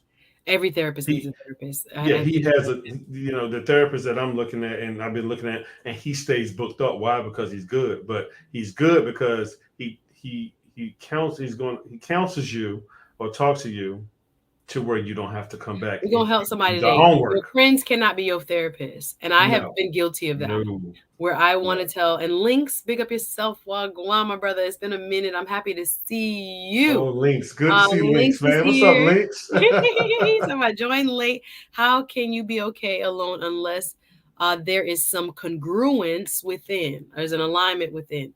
Mind and heart are at peace with each other. People are afraid to face them. So Links, you might need Links to jump always on this dropping chat. it. You might Links always dropping it. The Links always dropping. I love Links, man. Big up to you, brother. Links, no, like, because he's done the work. Again, Yep. when you yourself have been broken, when you yourself have come through some rough patches and realize, uh-oh, I had it all wrong, or I know I couldn't look that person, and accept. I think it was Jamie Foxx that said a therapist told him one time to butt naked, go in front of the mirror and just stand up and look at yourself. And like, say what you love, not look for critical, but look for accepting. This is my body. This is my Mm-hmm. face. These are all my, battle scars. This is my boobs. This is my stomach. This is my Right, whatever. right, right. And it was an exercise of self acceptance that, the image that we have of ourselves is sometimes a little bit more inflated. A lot of people lack self-awareness. So sometimes to be able to understand who you are, it starts with you as Link says, facing you. I'm not perfect at this. I don't even like doing this. I'm not a person that's good at this. Like all the parts of us that sometimes we feel shame about, accepting those parts, maybe starting to try to improve those parts. But it's a real comment right here. Congruence of your mind and your heart, congruence of your mind, what you really want, who you say you want to be versus what you are actually doing about it. That kind Goes of back thing to is links. painful. Yes. Like Yes. people don't know. Brown Gal Peace Lounge says therapy is a wonderful gift that more people should put into consideration. Absolutely. I think we're getting more aware in the Black community that this is just was necessary from generational trauma that we haven't been healed from. I think if more people got into therapy earlier, shout out to Dr. Tamika Allen. Actually, Color Run is today. I forgot Denisha Allen's Color Run, who has been both on the channel and on the Patreon. Shout out to Dr. Allen. Hope your run goes well. But yeah, she talked about that. She was like, if I had been married and gotten therapy much older, whoo, quicker, excuse me, not older, quicker, she might still be married. She and her husband might still be married. Hey, Mandrell, I see you in the back. Y'all feel free to pop up. This is an open conversation and anyone can join. We've dropped the link so you can come up. I don't know what this means, Kevin, where those imprints came from. Oh, yes, in terms of imprinted in your mind. Absolutely. It's a painful thing to figure that out. And sometimes they were imprinted upon us by the people that we love the most. Jesus. Who didn't even intend to. Matthew 10:36, and a man's worst problems are those Y'all within don't his want to own deal family. with it. Yes. Yeah. Oh, wow. But KL says maybe a lot of us need to be de-indoctrinated instead of therapy. Well, I think therapy is a kind of form of de-indoctrination. I understand your point, though. We're so far from reality. Whatever way you need to get there, sir, I just know therapy can really, really help you to more quickly process. How did I get this way? And what can I do to change it and fix it? And to change back my mindset and to get rid of some of this negativity. Yes. I don't believe the Black race is defeated. Absolutely not. I agree. Yes. All right. Come on, guys. Here we go, Mandro. You ready? Come on through. How are you? Hey, how are you? Real. Nice to see you, brother, with the Nice to see you jacket. too. Who's in the background? Oh, that's the scene from movie Five Deadly Venoms. 5 Deadly Venoms. I already knew what it was. Yeah, Well, man. help me out. Okay, good to see you, brother. Happy Saturday. Happy What Saturday. are your thoughts on today's topic? Mastering being alone. What are your thoughts? I'm one of the Grand Masters. Yeah, I've reached the Grand Master level of that. I mean, my goodness. Yeah, seriously, it's because of the nature of my old, the jobs I've had. You know what I mean? As far as relationships goes, they put a big hamper on that because you don't really have time for them, and what little time you do have for relationships tends to not be enough for the women that you date. Because people want attention. Both men and women want attention. So what we gonna do about that, Mandrell? You're not But gonna that's a good question. That's a good point I bring up Oh. all the time. That's a good point I bring up because a lot of people get single jobs and try to be married. Oh, Jesus. There you go. Yeah, for me, it was like That's a good one, Bernard. That's Yeah, good. right. Hey, Chemo, how are you? Right. Nice to see you. Just just didn't have time. So it was one of those things where I was like, people have said, "Hey, you ever tried therapy?" I'm like, "No. Why? Why do I need therapy? I'm fine." Would you though? No, I have. Okay. The thing is, like after my first like 5 sessions, I was like, all right, I need to dedicate a lot more time to this. Good. Because when we are the last people to realize we have an issue, right? When I said out loud, my God, I really have a problem, don't I? Amen. When I said it out loud, Progress. and I'm by myself. Yeah, and I was at home by myself. You know what I mean? I said it out loud. I was like, yeah. I typed up my notice, went to work, and handed it in. Wow. And they tried like hell to keep me there. I was like, nah, I got stuff to do, man. I got something to take care of. Yeah, life is happening, and I'm not right. participating. Right. So I mean, Hey, Miss Globe Girl. You have to make an effort to actually improve yourself. It's something I do every day. Every day I try to improve myself somehow, some way. You know, and being alone is not a good thing.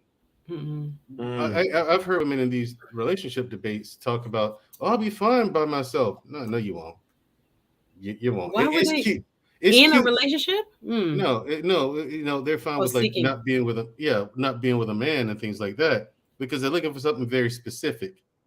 Looking for a guy who's very specific. You know, this 3 6s, 6 foot tall, 6 figures, 6 pack, or he has to, it ain't too many of them. Right, and he has to behave a certain way. You know what I mean? He has to talk, have certain swag and all this stuff, you know, as opposed, but then the first thing they say is, accept me for who I am. But you're not expecting these guys for who they are. And so they get mixed up with that. And they're like, well, I'm fine. If I can't have it, I'm fine with being alone. No, it's because they don't. No, you're not. I think a lot of people are in denial. And I think the talking points sound good. Shout out to Endo88. Exactly. Says, I've mastered perfected being alone. As a Black man, it's easy for me, especially having been in prison for 4 years, the loneliest place on earth. Salute to you, brother. No, that must not have been easy, and how it changes a person. Incredible, I'm sure, from where you start. So and that was like a forced mastery.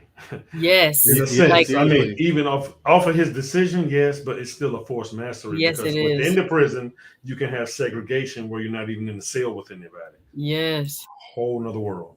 Like, here's the thing. Look at guys, speaking of prison, look at guys in prison and they get sent to isolation. They go crazy. Yep. We're naturally social creatures. We're not meant to be alone. You know, we're very social creatures, you know. Pairing up is a thing for us, you know, and but it's crazy that people get way too comfortable and they take far too much for granted. Like, I never stopped going to therapy. I still go. Yeah. Even though I think I'm, in my opinion, you know, and the way I feel, I'm clear. You know what I mean? But I'm like, no, a little maintenance is good every now and again. Let's stay on top of it. I feel the same way. I'm like, I told this lady, I need to speak to you at least once a month. Right. And just in case things start to cloud me up. I just don't have time to feel unhappy or to feel just unsatisfied for as long as I had before. So I'm like, in case there's anything residual that I'm not even really identifying off top, I'm going to keep you on the books once a month. And then if I need you more, I'll book you every other week or every week or whatever the situation requires. But I definitely keep maintenance going now. I really do that. That's good stuff. Yep. Kevin, why y'all up on my hair though? Kevin's talking about Black women with fake blonde Brazilian. Oh my God. Me and Mandrell was on a panel about that the other night. Y'all mad. Okay, we're gonna stay on topic though.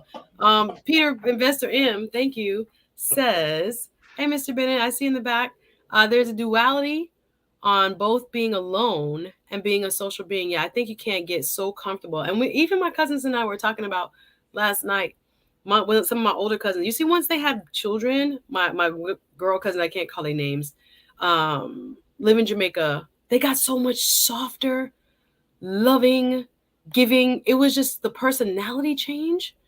I thought to myself, wow, I know they say, you know, kids are going to change you and being married changes you and all these different stages.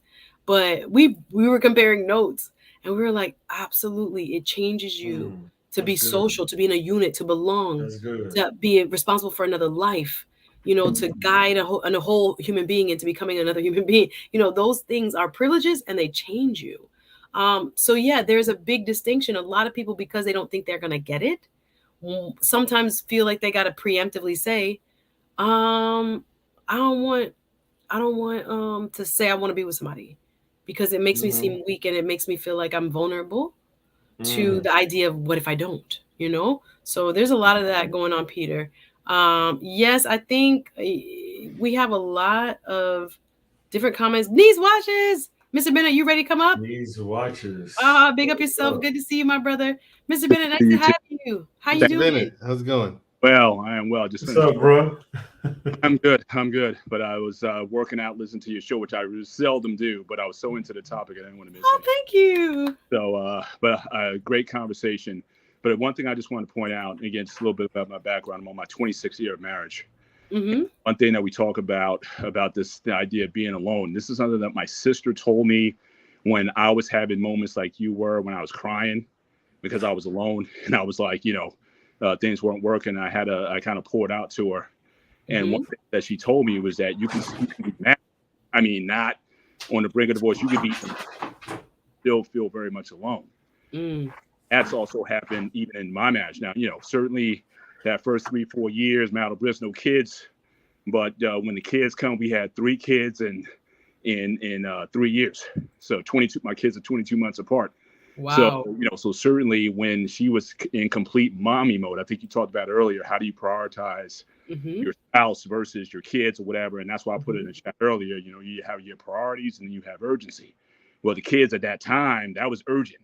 She was like suckling one and pushing the stroller in another and trying to keep another one from out. So you had those periods of times when you felt very much alone. You felt isolated. You didn't feel connected with your spouse. So loneliness can happen even in marriage. So a lot of people think if I get married, that's going to solve my loneliness problem. Nope. You still have to work it. You still have to build connection. You still have to have those bonds and work on those things in order to make sure you keep that sense of connection and avoid that sense of loneliness. So just telling people out there, for those who are praying for it and wanting it, yes, I want that partner. Yes, I want that life partner or whatever. You can still be lonely, right? The work is starting then. And then you go through those life changes. Again, when you go through diaper stage and teen stage, and then you got now, my wife and I, we're in our empty nest stage, getting into it. So we're looking forward to getting back connected on a deeper level. We're going out tonight, so we're starting to reinstitute date nights and things of that nature and vacation, 3-day getaways and stuff like that. So we're getting back into that. So we survived all of that, but there were some lonely nights. There were some periods where we didn't feel like we understood what each person was going through. And so you have to be mindful of that. And so I just want to just pass that on for people who are designed to be in that institution. They're still working. So it's not a cure-all just to say I'm married. And I think that's why a lot of people get divorced, because people think marriage is it's the end all be all. I'm going to be feeling like I'm loved all the time. I'm going to feel like I'm seen all the time. I'm going to feel like I'm, my husband always going to support me. Your husband can't read your mind. Your husband not going to be able to be everything to you all the time. Your husband has his own insecurities, his own issues he's dealing with as well. Trying to, be the man he feels called to be, to lead y'all and protect y'all and provide for y'all. He can't be your therapist. Hello, my gosh, you're mad. You're mad. Yeah. You're mad because he's supposed to understand how you feel all the time. So I think, thank you, Mr. Bennett, for clarifying. Marriage is not the cure-all. The work has to be done well before, again, you to be satisfied with you in a place where sometimes you're going to connect wonderfully and you and your spouse on the same rhythm and you get each other. And then there's other times where, like you say, you're dealing with toddler life and the babies are now the priority. And now he doesn't, tap you on the shoulder like you used to, or you don't even have time for none of the tap. You have to keep getting up at 6 in the morning and change your diapers. So you just keep it moving. And it's like, okay, now they're 5. Okay, great. Like, what do we do now? So I hear you. And I'm grateful that you kind of highlight that. Again, is not the end all be all to loneliness. So other people can understand that. That marriage can be a lonely place too. Let's put it like that. Oh, but absolutely. Contentment. Apostle Paul talks about in any situation I've learned to be content. So again, even in your singleness, find purpose in your singleness. But even in marriage, even in those times when you're not feeling loved the way you used to, or already. Again, can you find the content in that and find, okay, how can I, here's one thing. How can I love my spouse even more? Can I be more understanding? And how can I help and how can I support during those times? So if you stay with it and if you come with that mindset, you will go through it. I became a better husband going through those periods, going through and being patient with my wife and understanding that I had to love my wife for who she was in the season that she was in. And that was something that, I became a better person as a result of it. Growing is not easy. Just like a workout, it's hard. At least it should be hard. At least I'm old school. So if you work out, leave you hurting, you didn't work out hard enough. And sweating and huffing and puffing. That's But right. you're doing work, sir. When it comes to that.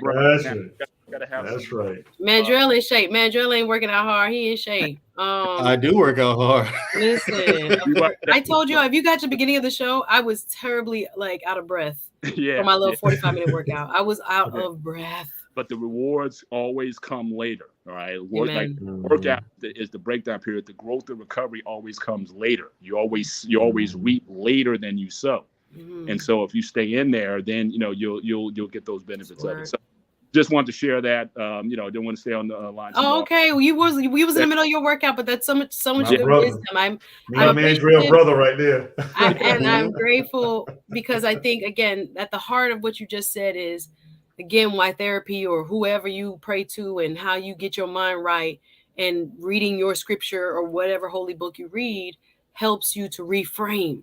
Yeah. Understanding that wherever season your partner is not understanding, you fully, you have to start from a place of promise, a place of saying, I know this man loves me. I know this man has not shown me anything but a desire for us to build this family. So I'm going to give him the benefit of the doubt. And if he can't even provide that type of support, affirmation, sense of, being there for me, I'm going to find a way to do it.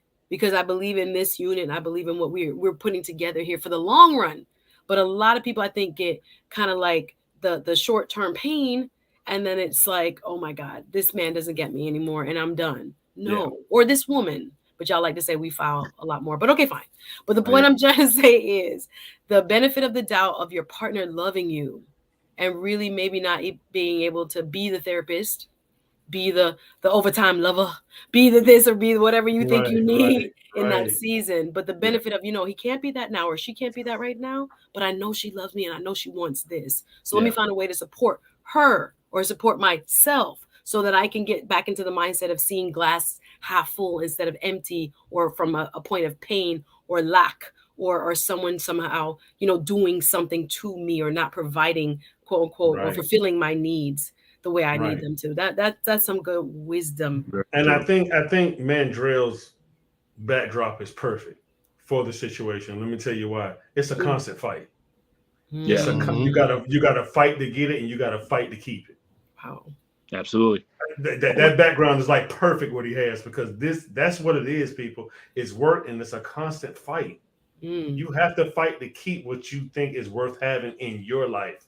None of us up here are speaking for you guys. Do you? But it's going to be a constant fight. When you get something, you got to fight to keep it. You got to fight to keep it together.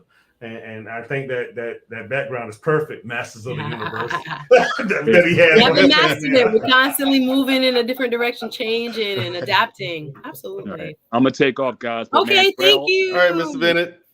Nice to see you. World. Appreciate you. Thank you so much. Salute, brother. We're going to drop the link again. Thank you, Mr. Bennett. You're welcome up anytime. We're going to drop the link again. Anybody else want to come up and share their philosophy on what it means to master being alone, what it means to master, it sounds like marriage and family. Can I say something? Sure. I would like to give a big shout out, while he can smell his flowers, to Mandrell, because a lot of men do not do what he just did when he first came up and admit. He put all his ego aside. He put all that aside and said, no, I'm past mastery and being alone. It takes a lot, and it takes a man to do that. To me, that's a male, right? I mean, that's a man, not a male. He's a man. And more men, because of him and people like him, you should look at that as an inspiration as a male becoming a man or a man. You know, because we don't talk. Men don't talk. Just that little bit he gave, he probably got an ex looking like, he ain't talked to me that much. But that's how we are as men. This is how we are as men.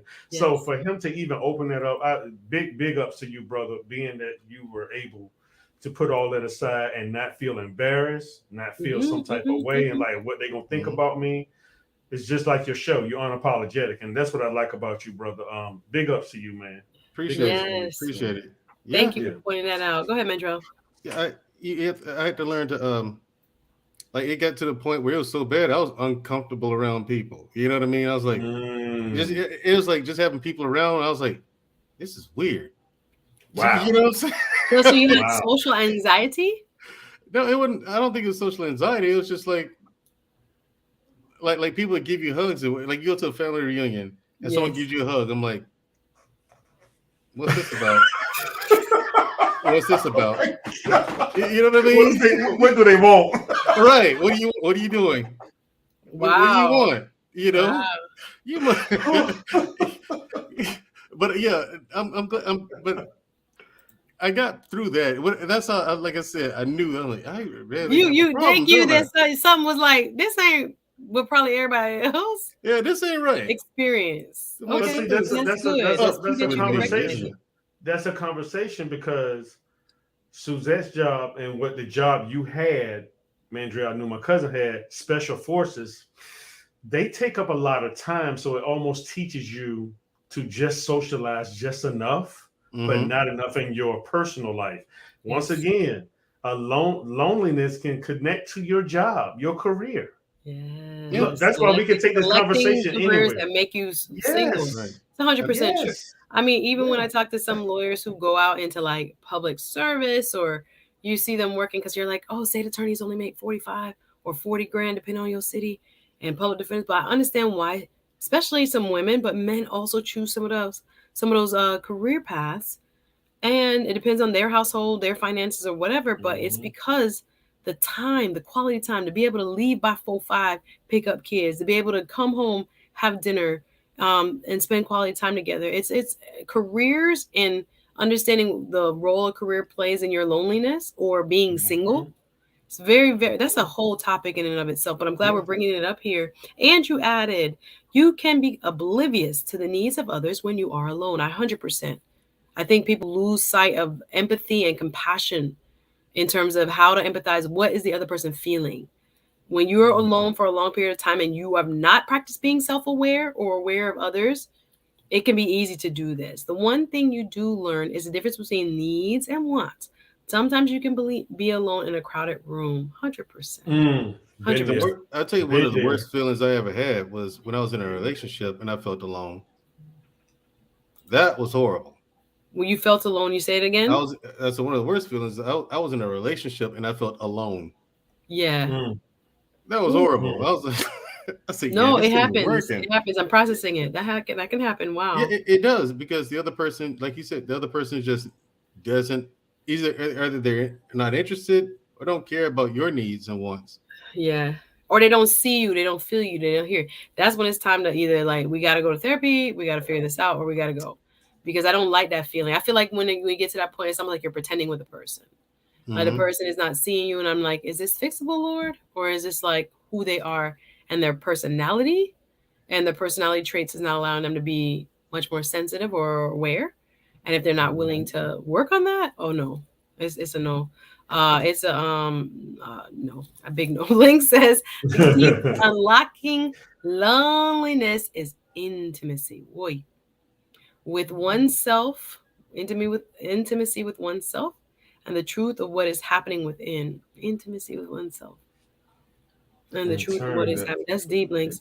In turn, that facilitates openness, which helps to facilitate connection. I agree with that. Here. I get that. Because I feel like if you and Mandriel finally found somebody, I hope I don't come out and say this wrong. If you and Mandriel found the right person to where you can almost like halfen or decrease the therapist, that's a good thing, because you actually have somebody that you can connect with. Yeah. And you're exercising the intimacy that you lack. Exactly. I hear what you're saying. Exactly. And intimacy with yourself first, intimacy with another person. I think for a lot of people can cure a lot of things. And I don't mean just physical, sexual contact. I'm just talking about real vulnerable. You can open up yourself in a most intimate way. I remember the first time, this is a long time first, this is a college boyfriend, and I just remember telling him one thing that I did that I'd never told anybody before, and he was like, see,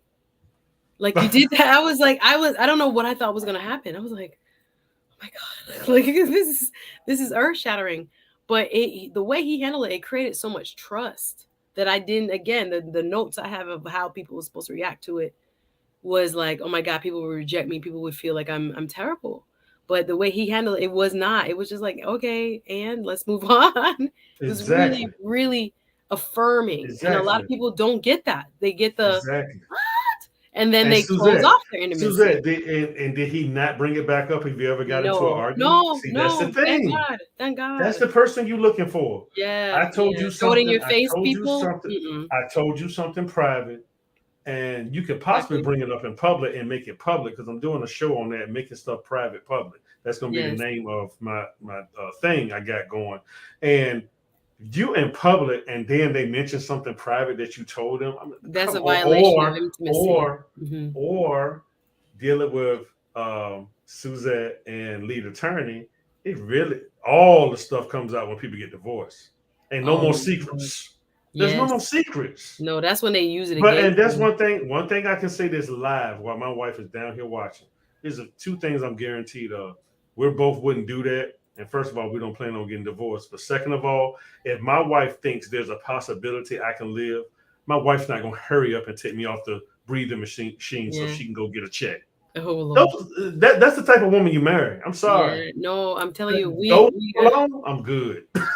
I'm big on women have to extol or nurture other women in the understanding of how family works and the importance of family and the benefits and the joys of family. And I'm big on men having to do that with other men too, because I think there is so much misconceptions about what intimacy looks like, because people have experienced it in an unhealthy way, So people are afraid of it. People are running from it. People are saying, smash and dash or whatever it's called, people, so you don't have to be afraid of the intimacy. That's really what it is. I'm like, these people are afraid to connect on a deeper level because they've been hurt when they tried before. Or if I can avoid it altogether, I don't have to deal with it, any pain, rejection, disappointment, loneliness, and so we're getting into these cycles. Y'all leaving some long messages. Y'all want to come up on the link? I'm reading it. So can I ask Mandrill a question? Sure. And then it can go to you, Suzette, because y'all are in this situation. So how did you or how do you handle your loneliness at your best as a man? Because money's not an issue for you. Me and you both know that, and I'm not putting your business in the street, but I'm just letting the single women know that's not an issue for him. Money doesn't solve everything. But how do you handle your loneliness besides therapy and Mandrell's by himself? Oh, stay busy. Okay. I mean, and distraction is not the end all be all. It's not a cure all or anything like that. But I have hobbies, you know what I mean, and things like that. And starting 2 companies. So I mean, that's work, So you stay busy, and also you talk to people. Like that's part of what me being on internet is, socializing with people. Nothing beats having somewhere there with you, but it's okay for now. You know what I'm saying? It helps. Right. Yeah. Well, I think, that's good. You have to be around people in some shape, form, or fashion. Definitely. And I like that word distraction you use, because I just read up on that in a book I'm reading, dealing with procrastination, believe it or not. But he says there's good distractions and bad distractions. And you just gave a very good example of a good distraction. Because people just use that word distraction as a bad thing. No, if you're single, distract your thought process by, hey, all right, I'm about to go bowling. I'm about to go write something up from one of my businesses. I know you do martial arts, you know what I'm saying? So it's like people need to understand distractions can be a very good thing. And like he said, it's not a answer for all of it, but I'm going to put it at the 75% percentile. You can say it better than me because you're actually using it. I don't know if you would put it at 50 or 75%, but I still think it's like 50 and above. And I think that helps people, because when you spend all this time by yourself, you got a lot of time to think about everything that's wrong with you instead of right. Yeah, idle mind is the devil's hand. Hand work. People talk about that all the time. I think staying busy. I don't think we should put all of our energies away from what we hopefully want, However, if we do have the time and we're single, and I struggle with this too, Mandrell, how much time to give to the other projects, the new project? I have been very clear. I'm like, Lord, I'm not taking up no major new project because I want to leave room in my life for somebody else. I'm Exactly. so good. I'm naturally a born leader. But I feel like, again, that mantle to me needs to serve a family now. It needs to serve, again, something that has, to me, cosmic, you want to call it divine order, whatever you want to call it, if God allows me to experience that. But I really want to, again, put my talents to work, like with YouTube and other things. So it's not easy to do, but I do agree. In the meantime, we got to stay busy, and we got to focus ourselves into, things that are very positive and are uplifting, and hopefully self-edifying and community edifying, so that when we are hopefully lucky enough to stumble upon or get into a relationship, we're ready. This is a long comment, Miss Norma. Nice to see you. Norma on Facebook, persevere. Yad Gal. I love the name, Alan. Okay, persevering over here says hello and happy Saturday to all of you. I happened on your conversation and found it quite interesting in the part of being by oneself. First, one has to be all right with who you are and actually like yourself enough to spend time. Yeah, I think we've made that clear with you. The way spending time alone, you'll be comfortable with spending time alone, you'll be comfortable with yourself. And being alone, always keep in mind, we were created to be a community. I agree with that. I was just conversing with a friend this morning on this topic. I, for one, strongly dislike how society has become. I agree. There's a lot more individualism, being preached to both men and women. And I think about all the benefits of family. I tell my cousins all the time, I am in heaven with my family because someone chose to marry somebody and have a child. And that the virtues of that, the benefits of that, the joys of that, yes, there's going to be struggles with it as well, are not being, I don't know if the word is preached, I don't know if the word is shared or in promoted. I know what you're saying. Yeah, I know in any way, the way but it should naturally I be.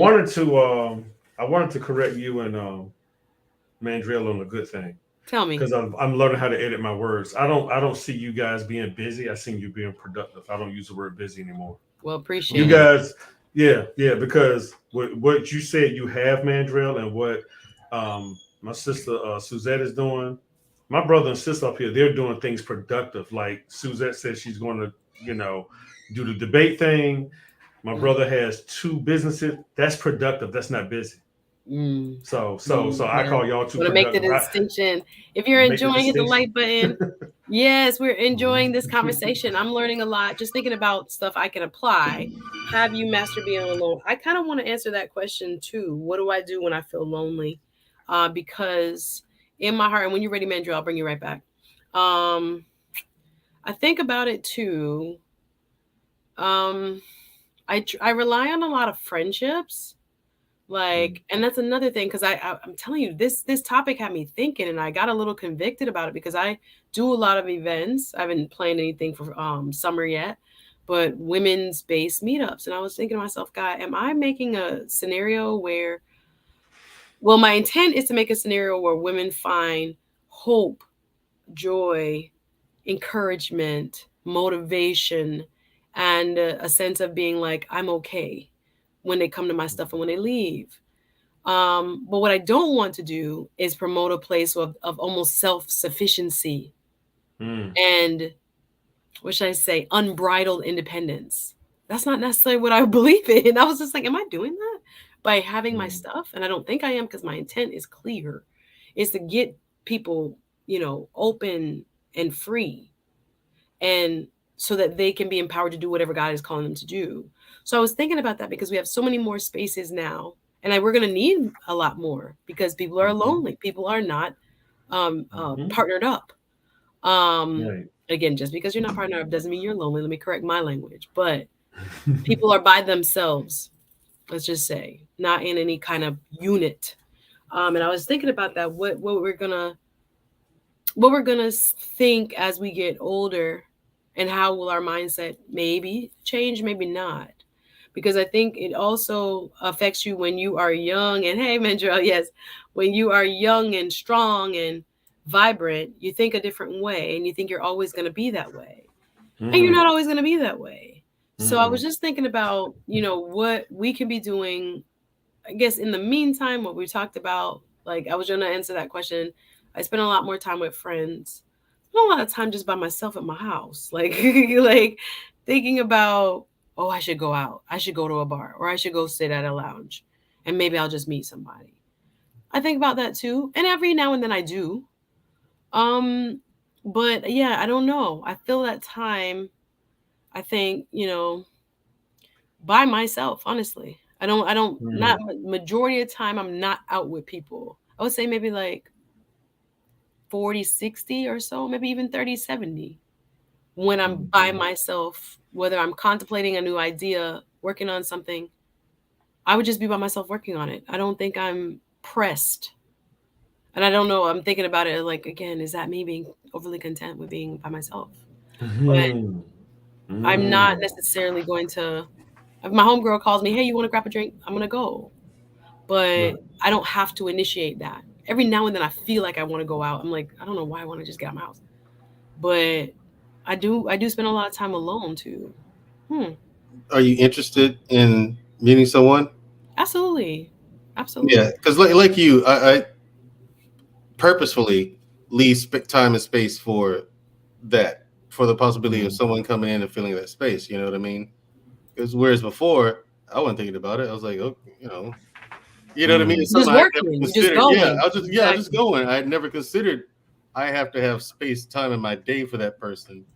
Whereas then it's like, we can go out when I have the time, when I get some time off of work. You know what I mean? But yeah, I think the interest has to be there, because a guy could approach you, Suzette, and you blow him off because you're out. Yeah, you're out of your house, and you're doing something, but you're so focused on what you're doing there. I mean, the guy could approach you, and you're like, yeah, no, thank you, and he walks off. I let the man pump my gas, Mandrell. I let the man.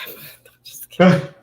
Just kidding. I don't know if you heard that story. Okay, fine. But I hear what you're saying. I hear what you're saying, though. I receive it. I'm open and I'm listening and I'm receiving. I mean, one of these guys might come up on your panel or something. One of your guests that you have interviewing on your show or something could be that dude. And I'm looking like, great opinion. Thank you for being here. Okay, see you. Well, it's funny he brought that up, because somebody brought that up, another content creator, and he was saying, yeah, man, he said, you know what I used StreamYard for? I said, no. He said, well, the young lady was in a whole nother state. We just watched a movie together on StreamYard. I said, hey, I never thought of that. I was like, that's a good idea for technology single people, man. I love it. Yeah, I was like, that was a good idea for single people, man. He's like, hey, man, we just watched a movie on StreamYard, didn't record it, I was like, man, but he found ways to make it work to where they could watch the movie, together and have their response, just them in the chat, just them. I thought that was very ingenious, but yeah, I mean, it's about intent. And I think as we wrap up, again, last call, anyone wants to come up, share their thoughts. Kevin has been so busy in the chat. Kevin, do you want to come up on the panel? Because you have had so much to say in a good way, and I'm applauding it. It's not a bad thing. Just wondering if you want to come up and take the mic. If you feel so strongly. He's like, what are we talking about here? He says, I want to master. The question of the day was, have we mastered it? So he's like, creation of loneliness, where it comes from. He's like, I'm not interested. I need to know how to master it, or I want to share that specifically. Ace says she wants to surround herself, or you must surround yourself with like-minded people, for sure. I hear you, Kev. I hear you saying the goal is mastering being alone or not being ashamed of being alone. A little bit of both. We've touched on both. Cece says, maybe stop saying you are lonely. Alone doesn't necessarily mean lonely. It's a state of mind. I hear you. Yes, people have been asking me this, and I've been contemplating back and forth about doing co-ed events. Kill two birds with one stone and opening it up to the gentlemen. I hear you, Ace. Chemo says 30% of elderly people in the U.S. live alone. Dying alone doesn't seem like fun. I would like to respond on that. Wow, go ahead. Because and it could be by choice. My mother is a perfect example. Give us an example. She married my dad right out of high school. He went into the army for a few years, came out, and then he died in 91, and then she got remarried in like 98, and then that last husband died in 2006. That was enough for her. She had two husbands die. So now she's at a point probably in her mindset, I'm not going through all that again. I just rather be alone. I've been married twice the right way because she's a Bible fearing woman. And you have to, according, I mean, to what Chemo C said, and I love when Chemo C comes up on the panel, I like him. That triggered that because my mom just at the point like, and we talk about it very, here and there. She talks about it with me and my wife, and she's like, "No, I'm good." I think the pain of losing someone is real. So it made her want to just be like, "I don't want to go through that again." The being alone part after you've been with somebody is even harder. Because I'm like, that's your man. That's your, oh my goodness. I think about, there's a meme where there's an elderly couple that went to, I forget which soccer team, European soccer team. And they have pictures of them. They look like they've been lifelong fans. And you could show them, I don't know if it's probably every couple of years. And then finally it looks like the gentleman passed away and it's the woman by herself, and then they put two beautiful, it's like placards in their chairs, and I'm like, oh my goodness, this is so sad, but that's a part of life. The cycles of life that we do not like to think about, and the realities are very harsh. And that when you get the opportunity to love and love deeply, a part of that love is that you got to let go at some point. And it's uncomfortable to think about. Some people, again, if you've gone through that twice, that's harrowing. Bearing two husbands. I agree with her to a certain extent. Like, and she just goes on a lot of. She goes on a lot of cruises. She's fine. She does about 2-3 cruises a year, so she stays busy and engaged. And right. She keeps her mind going. And she was volunteering at the hospital before the pandemic. C-19, pandemic. So then she found a way to be like, all right, I have done that, and it's too painful to go through it any other time. So that's not a force. Well, some of it is by choice. Some of it is that it's by choice. The draw. I hear you. Kevin says mastering being alone in this C-19 monkeypox time is very critical. I hear you, Ebony. I see this comment and I agree. I used to think that I have to go out to not be lonely, but I'm now I'm at home by myself and I don't feel lonely. I feel you on that. Yes, you definitely have to be inviting. Absolutely. I'm not reading some of these comments are hilarious. Thank you, Otisha. You guys are so funny. I can't even read that. Yeah, you can't run away from yourself. Bob Marley. Absolutely. One of his most famous lyrics. Love of self, understanding of self, compassion for self is where it starts. Then you can really love. I have the people that I see that are kind of cantankerous and mean or whatever. It starts within them. They're not happy with them. And then they're projecting it out on the world. And it's just toxic and terrible. See you, Sandy B. Maybe do co-ed events, but separate sessions for men and women and then activities for the collective. I think so. Maybe something like that. That could work, Sandy, because it changes the vibe for sure. Changes the vibe. Y'all out here. Y'all want to do a match made in StreamYard. You're running, but you can't run away from yourself. Good music, Ebony. Absolutely. That's Bob Marley, if I am not incorrect. Yes, manophobia. Is this a thing? Monophobia. Fear of being alone is real. Monophobia, being mono. Okay, mono. Most of us have some amount of monophobia. Absolutely. Absolutely. Learn something. If we don't remove the stigmatization, says Kevin, from being alone, do we still need, if we remove the stigmatization from being alone, do we still need to master being alone? Yes. To a certain extent, yeah. Yes. You do. I'll let y'all handle that. Listen, I am perfectly fine with being on my own and being alone. I'm comfortable. I love myself. You know what I'm saying? I love who I am. I'm awesome. Okay. So, I mean, yeah, you have to know. I think you should get a chance to know yourself before you let someone else into that space. But at the same time, if you get married young, the two of you grow together. You know, so it works both ways, but it's that part in the middle, that's where it gets messy. They didn't get married young, so they're not growing with someone.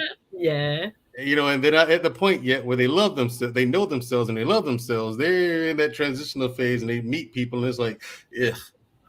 They're like 12 different people at one time. Both people are 12 different people at one time. You know what I'm saying? So it gets, that's where it gets messy. But that's when you require that self-work.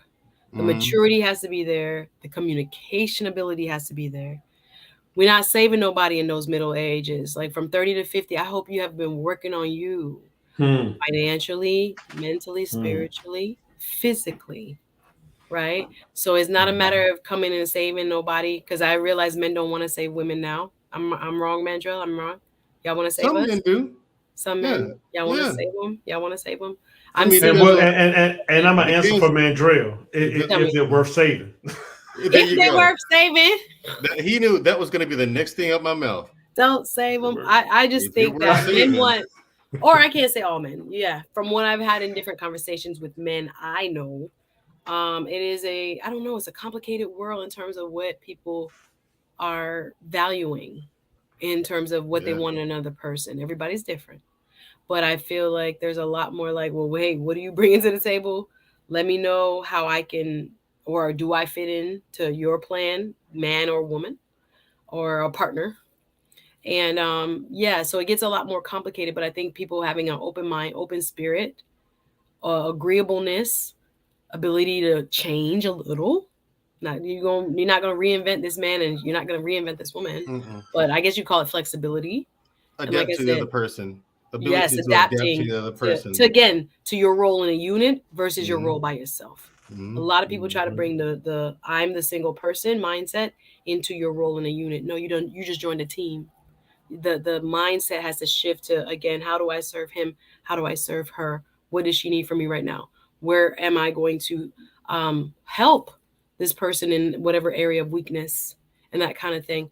But in the time we have alone, let's see.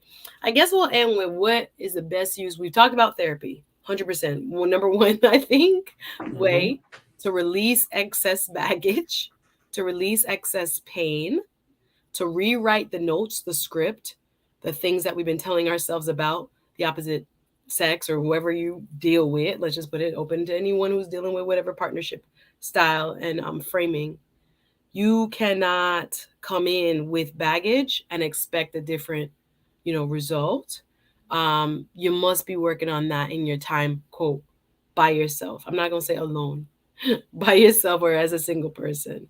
That's different from, quote, mastering the aloneness. I think is to tell people what should they be doing.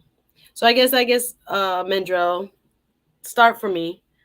If you as a person was single out here, where would you think time best spent would be if you are mastering this season of being by yourself or not in a relationship, or where you're spending a lot of time by yourself? Spend a lot of time enjoying life, like learning things, and the more you learn, and actually not only learning things, but actually applying the new lessons to your life, becoming a better person, like honestly applying those things to your life, not just reading it says, hey, I read this, that, and the other, and that, but you're not doing it. Yes. You know what I mean?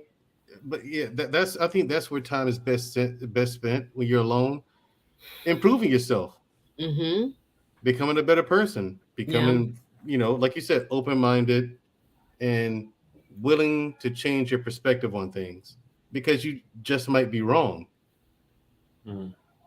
Well, yeah, first of all, Mandrell, I'm going to give you an opportunity to respond to this. Miss Little Girl coming with fire.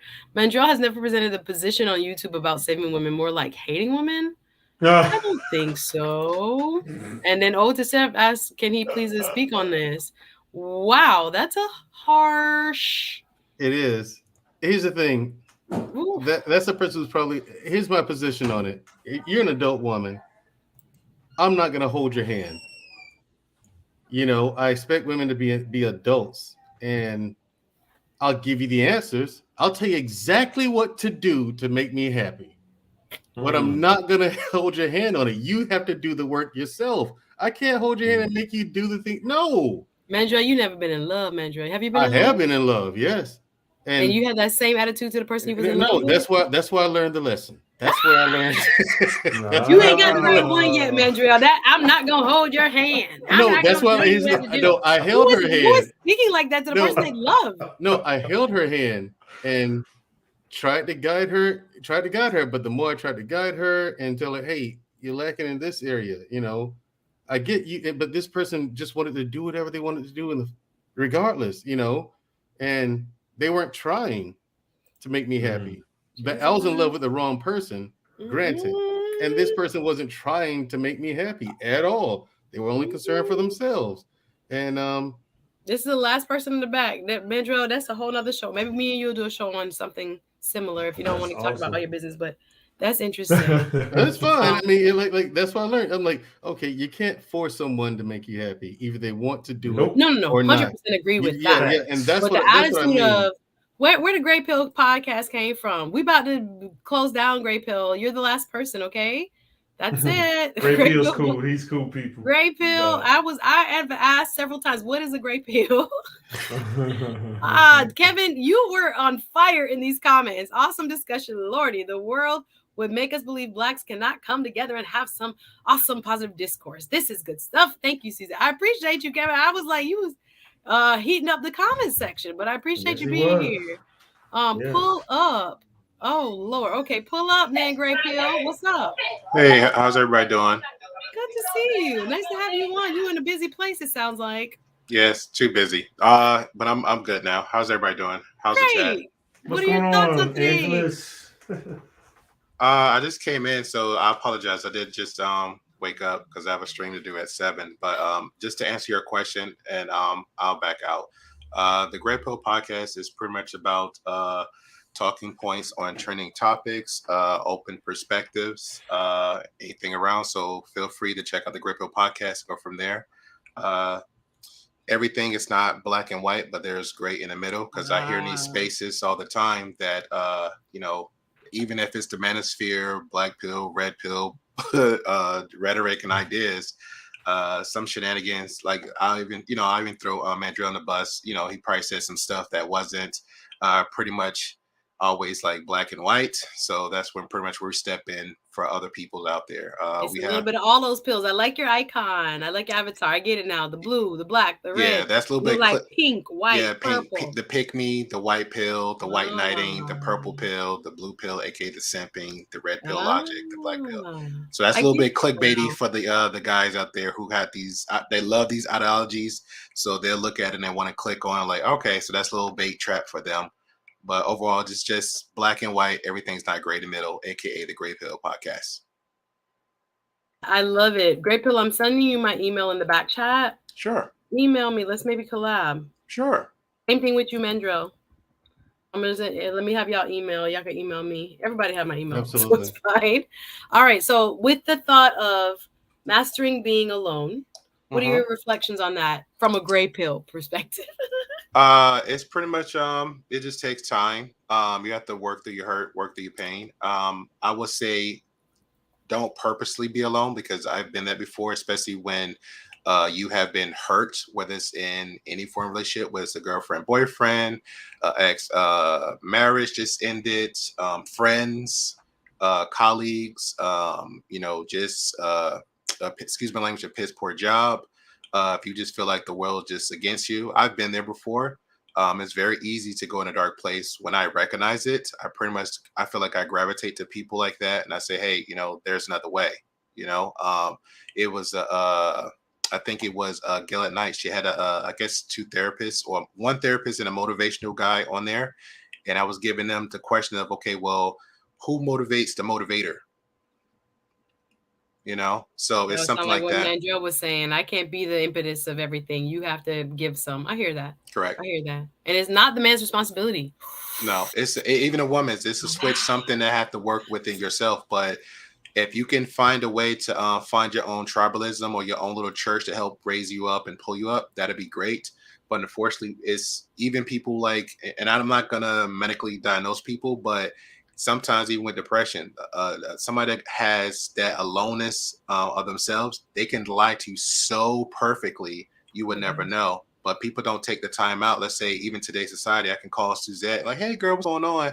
"Oh, I'm fine." "Okay, well, she said she's fine." And I'm gonna hang up the phone, but not knowing that How she's you alone. really doing? Yes. Absolutely, absolutely. I'm telling you, I've talked about that here. About wearing that mask and how we're so good at it, and especially as Black folks, we're so good at it because we have to push our pain aside so many times and just show up, go do the work, go to the job, go help the family member or wherever, and it can be very painful to do. But it's time out for some of that because it will break us down in our mental health, in our physical health. We're getting smarter that we don't have to just pretend. But I hear you that a lot of that happens, and a lot of people, seem surface level. We are so good at that. And then these are the people. I was just reading that lawyers are so much more likely to delete themselves. I think it's like 3 times. I was just reading on my LinkedIn, 3 times more than the population. I was thinking about, all the people who I know. Again, you're a lawyer. You ain't got no problems. Actually, you do have a lot. And you have other people's problems on your just like a man or any other head of household. When you have that type of weight on your shoulders, it's just it's not easy to navigate. So yeah, I agree with you, Great Pill. Correct. Yeah, but I don't know. You're a Go lawyer. ahead. Tell me. Who would get into? I'm thinking about this with attorneys. I'm like, what man would to argue with you? Like you're a person who, you're speaking. Hold on. Her job is to listen. Like she does it for a living. Yeah, but listen to what we just said. We just said you're talking about a label. She's speaking of the human nature. Exactly. She was human first before she became a lawyer. That stuff is draining. Yes. Even lead attorney says himself 20 years, even though he's saying 20 years as a prideful, but guess what? Them 20 years took a long time. I'm sure. Even yourself. Y'all wonder why Lee's single? I'm sure some of the stories he's heard. I would love to just be a fly on the wall for him to talk about some of the pain of. It's almost like a what should I say? Like a proxy from a client to you. You didn't go through it, but you listen to what this man who's fighting or what this woman who's fighting for their kids or whatever going through. It imprints on your heart. It imprints on your spirit. You literally are like, it's almost like secondary trauma in a sense. Like it didn't happen to you, but the pain of someone about to lose their freedom, lose their kids, lose whatever, it's heavy. It's heavy. It wears on you. You know what I mean? Things like that wear on you. And for me, when I actually came up for air, because I was in the special forces in the military, worked for DOD. When I actually quit my job and came up for air out here and everywhere in the public, you feel naked. You know what I'm saying? You feel exposed. That's what I'll say. Yeah, that's a better description. I felt exposed, and it's like that's when the anxiety came around. And then when you watch this YouTube stuff, and you go out on dates, and you listen to, and you the whole and I'm going on dates with people, and it's like a cartoon, Suzette. You're getting around people, you're like that kind of stuff. It can wear on you. Absolutely. So you take. I guess she's talking about me with Exhibit A. I don't know what I said. I don't know, but she's feeling. She like, I told you that Mandrell don't like them women. She's at my neck for some reason. I don't know. Maybe she probably heard me joking around about something. Yes. Or so I was responding to something ridiculous, and I kind of got stern with it. Because I do that from time to time. We can take that up. Like I said, I'd love to do a show and collab. Ace, I'm gonna do this topic with, I think, Boss Attorney Bree. Remember, she came on my show, and Boss Attorney Bree talked about domestic violence that men face. She was good. She was excellent. So I owe her, and I'm gonna go on her channel this month. I don't know a date yet, but she was asking me, why don't we talk about, and I don't want to, why there's so many stereotypes about women lawyers and dating women lawyers. And I was like, oh my God, I don't know if I want to do that. But I might, because I think it's true. Just how people would feel that, again, we are the ones that got it all together, and that we are not soft when we are with our man, or when we are, I can make a list right now of all the stereotypes that we want somebody rich. Girl, he ain't gonna talk to her because she wants them. I'm like, actually, do I? But yeah, I think there's so many that actually might be a good conversation. I will see if I get brave enough. But yeah, this is a whole, I think, from movies and from TV and how we are presented as specifically, Black women, like hardened exterior, and that we're going to be these cold-hearted, what they say, I got an ice box where my heart, I'm used to be that kind of like, Icebox, old school. doing that. Like, Ice box. Yeah, she called it an ice box. No, Yeah, but she went that's old. no, but that's a song. Y'all, that's a Marion. That's a song. Y'all don't know the song, okay. the Icebox Oh, my okay. heart used to be? No, but That's we a just song. we I went remember back the to the song. 50s. You're right. I remember I'm the not song. thinking about the actual Icebox. I'm thinking about the That's song. funny. The Y'all, who song. don't know the song? I You do. don't know the song? I don't know I the do. song. I do. I don't know the song. I do. I don't either. I don't know that. Okay, song. I thought It's that a was a 50-50 general split. reference. Maybe I was wrong. Yes. Look at the bars. Kevin says, "Look, this is such a good topic. Look at the bars and restaurants that are empty. All those people that used to go there for friends are now at home. Correct. How are they mastering loneliness? Yes. And the long hours again. Careers that keep you single. Yes. Counselors, I agree with the Brown Gal Peace Lounge. Counselors also have secondhand trauma often. I've experienced it with some cases in the past, like people's pain. It hurts. I'm an empath anyway. So I feel when people be like, oh my gosh, thank you, Andrew. Great conversation, he says. Yes, I think there's a lot that we can be doing in the meantime to kind of help ourselves prepare. I don't think we should just be waiting because, again, marriage is not the end all be all answer to what a lot of people think is going to be Correct. the cure to loneliness. Mhm. I think that's a very big point. Thank you, Mr. Bennett, for coming up and sharing your thoughts on that, because I think a lot of people are going to get fooled. And that's why they leave. They think, oh, this was supposed to cure me. This was supposed to make me feel safe all the time or not lonely all the time. But that's not the way it works, Ebony says, Kevin, of course, if you're not happy with someone, no matter what you do, the person is still unhappy. Too much pressure to be responsible for someone else's happiness. I think that's, yeah. Claire Huxtable had a good TV life. Claire looked like she was always together. Perfect skin, perfect hair, 5 kids. No stress. I'm like, you made it look easy, and I thank God for the representation at the time. Yes. But Very good man, representation. And that's But not the real. reality. And, But that- reality. and that's you not the had real 5 world kids either. and you were an attorney living in like those nice brownstones where they Brownstones, lived in. yeah. Oh, you would have to work. Oh my gosh. And also, here's the thing, Suzette. You don't hear anything about gender wars in your personal life. You don't hear guys complaining about women as much as they do in your personal life. The only place I see, I'm like this, the only place you see it is here on YouTube. Yep. I'm like, why are you complaining about women? You think it's just this is the macrocosm of this manosphere, and this is not a real representation of how people feel, or what? I think it's a real representation of how people feel. But in your real life, no one really talks about it. You know what I'm saying? I have to disagree to a point, because I think people have to look at the numbers, right? Like, no respect to to smaller content creators. Like, if you're 1,000, 3,000, that's minute to the trillions of YouTubers out there. That's like what, 0.01%. So we're on the sector that we chose to be on. You can easily choose, just like we say before in these negative spaces, you can choose to get out, just like you can choose to go somewhere else. There's a video about just jazz music, 24 hours playing. You can talk in the chat, have a great conversation. You can potted plants. I'm on a spot where I can watch expats all the day, so I can learn. You can go to sleep and listen to Spanish lessons and learn Spanish or Japanese, whatever, all day. There's spaces out there you can choose to go to, but sometimes people choose to go to negativity in those realms. It's like, these people are terrible. This is an absolute real. Links says marriage is the quickest institution that exposes who you really are. Or the pandemic. Both. Yeah, exactly. Both. I mean, I went through my phases in pandemic. Pandemic, when it first happened, I was like, I gotta get in shape. I'm gonna fight this bug. I was like killing myself. Exercise. And I was like, a lot. After that, 6 months, drop off. All right, we're back to normal now. But that's the first thing I said to a lot of people. It might be a lot of divorces after that, because now you're at home with your husband or wife all the time. All the time. Home.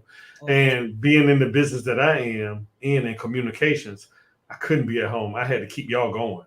The grid was like, when I say the grid was scrambling, the grid was scrambling, and I was out there in it, making sure that it could keep up with people. But you saw a lot of people. It was like me still being at work and working outside. It looked like a ghost town. It looked like The Walking Dead. You seeing everybody cars at home. there's So not you really think a we'll lot of go traffic. back to any of that communal? Like, I know everybody's like, we outside. Like, I think even my cousin in Jamaica, I was like, when I'm preparing myself mentally, I'm like, so the parties are still happening though, right? So the people are still doing Yeah, it's still what they happening. do, and they're like, yes. They were actually saying that like inflation is killing them, just like here. All kinds of, where I was trying to gauge what the mood is there. But he said they have not really woken up to like the BS. Like they're just so happy right now still to just be outside. But the way the government is doing certain things, and what's going to be a recession there. The recession hasn't hit there either yet. So just talking about the popular sentiment versus what the reality will be when things the dust finally. Same thing with here in the United States. They're gonna. I'm not a conspiracy theorist, but people are. We were talking about last night. Are the powers that be, if speaking of conspiracy, pushing the inflationary numbers up so high that people must go back to work? All these jobs that have been open, all these positions that have remained unfilled. Every month they're like, we created all these thousands of jobs, but everywhere I go there's still help wanted signs. So I don't know.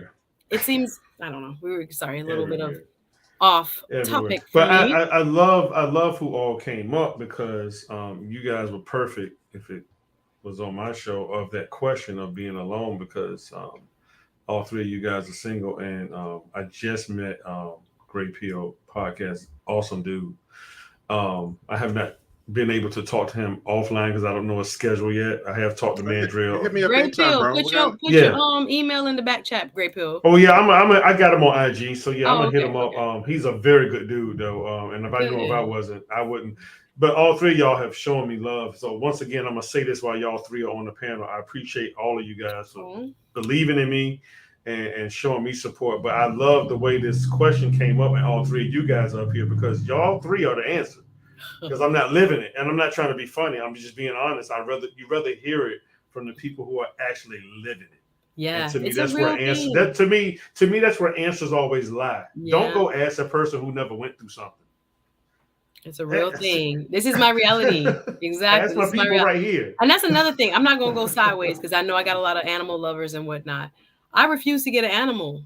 I'm not gonna fill my time with none of this. Do you understand what I'm saying? Is that bad? Shout out to all the pet parents. Shout out to all the pet parents. It's not a bad thing. I love animals too, but I thought to myself, I'm not gonna be spending time again in a unit because the animal can be time consuming. When you travel, you have to find a pet sitter. Yeah, yes. So I was just like, I was thinking about it, and I was like, I'm not gonna get no dog. I'm not gonna get no dog. Not that anyone who has one is a bad person, or that it's not a beautifully, rewarding thing to be a pet mom or dad. But I was thinking about it because, again, you think about what to cure, quote unquote, loneliness, or what to do with your time and to fill your time. And again, shout out to all my animal lovers. Don't y'all write me. I'm just saying.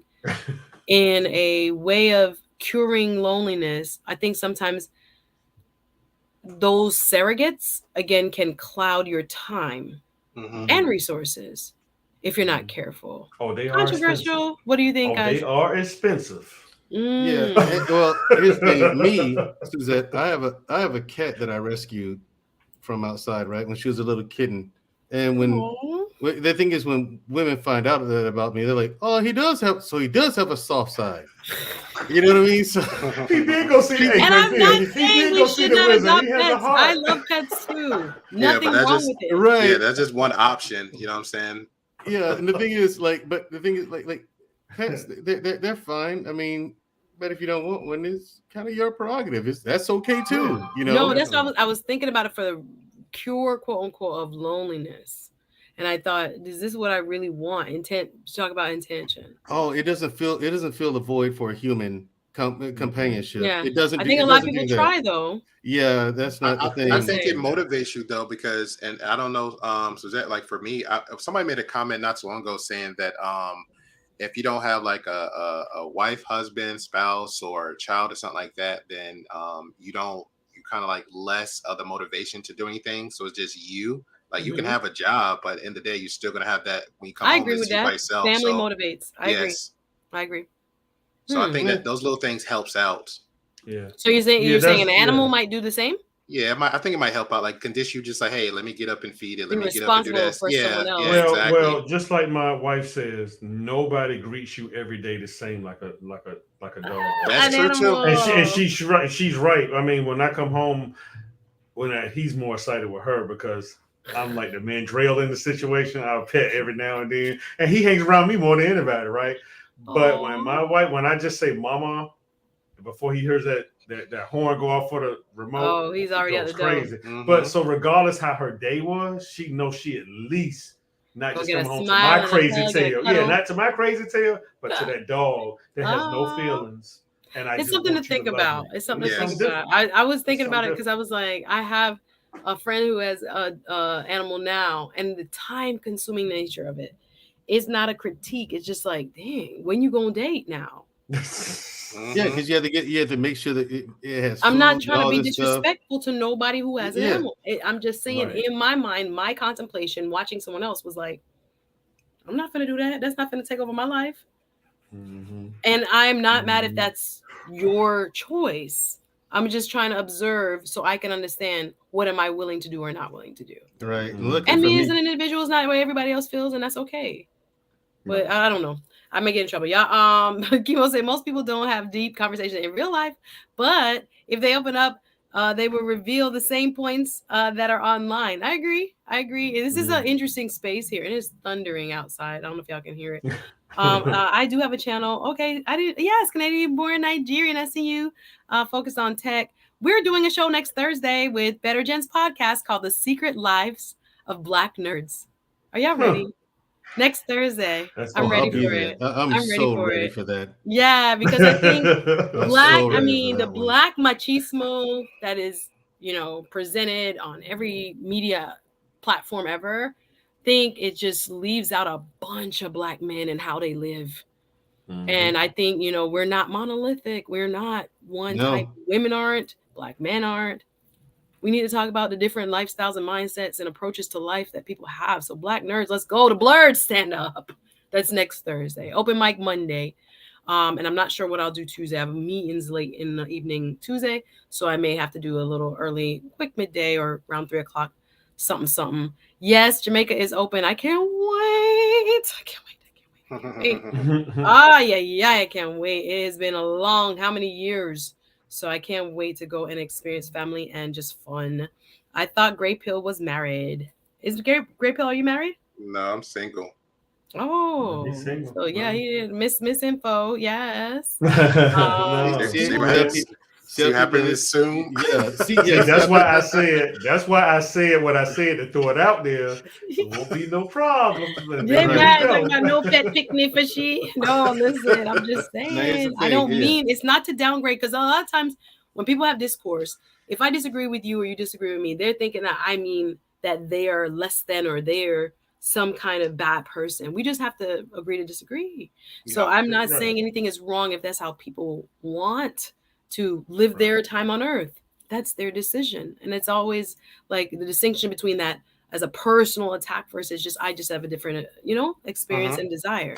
That's what I just want to make clear. That's a good thing though, because your platform and other positive platforms out there is actually expressing that versus just allowing it to happen. Because it's sad, but it's true. When you go into other platforms, your supporters generally be biased and take your side. You know what I'm saying? Like, and we already know the speakers, but in general, you mean? In general, like they'll, Mandrill will be the villain. Mandrill will be the villain. But if he comes on other villain, he'll come on. Mandrill, we gonna correct the record. I don't like how that record was set. Right, people have the wrong impression of me. You know what I mean? Here's the thing. Here's what I've learned from this whole YouTube space.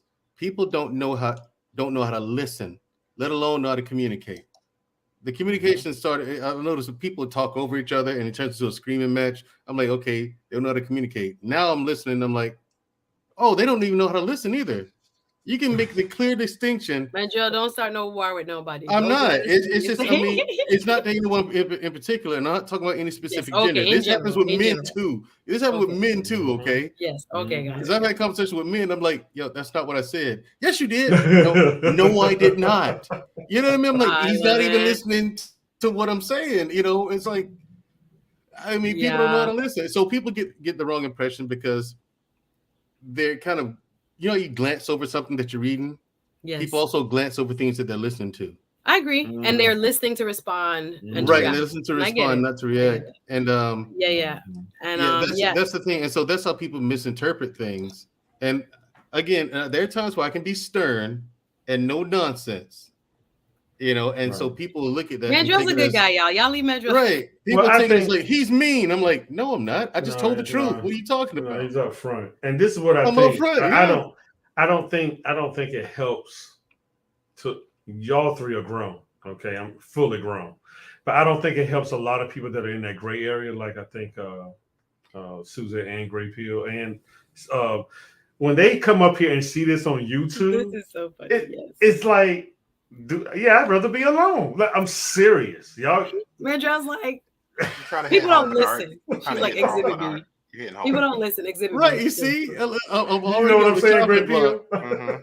Miss Globe. Great Pill know what I'm saying. He knows, because for the weak-minded people that are alone, when you see this mess, and I'm not gonna call it nothing else, mess on YouTube, you almost rather be alone, because I'm like, am I gonna pick up a crazy like this? It makes you feel like there's no good people. Ain't nobody gonna marry you. Every man want a 20-year-old. There's only pumping jumpers. And this is that. It's like when you see the mess on YouTube, you're like, do I even want to be involved in that? Exactly. It makes you. I don't think I want to be bothered. I don't want to be bothered. Exactly. I don't. I talked to Bernard. I'm like, bro, I don't want to be bothered with this crazy. But it's not everybody. It's the loud people. It's the loud people. Shout out to CashAPP TV. Wagwan girl.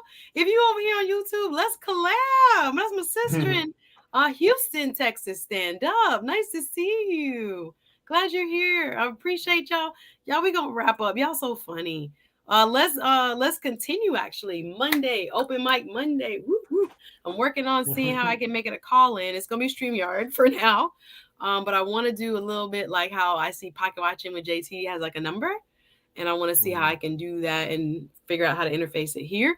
Tuesday got meetings in the evening, so if I come on, it'll be around 3-4. And Thursday, Secret Lives of Black Nerds. I can't wait. Blurred stand up. The following Tuesday, 𝗯𝗲 I hope I'm saying it right. Is 𝗯𝗲 will be here talking mental health, right? Mental health. And I know Uncle Stu will be on deck at some point this month. Uncle Stu, the most patient ever. I will be in these streets for y'all doing stuff for Juneteenth. You guys have plans for Juneteenth? Let me check. I don't. My son does, and so you're not celebrating Juneteenth, or what's going on? No, that's celebrating. Freedom Day. Really? The history. Uh-oh. You about to go right back in that hole. You about to go down the rabbit hole, Suzette. Don't do it. Don't do it. See, Mandrell, I was defending you, but not.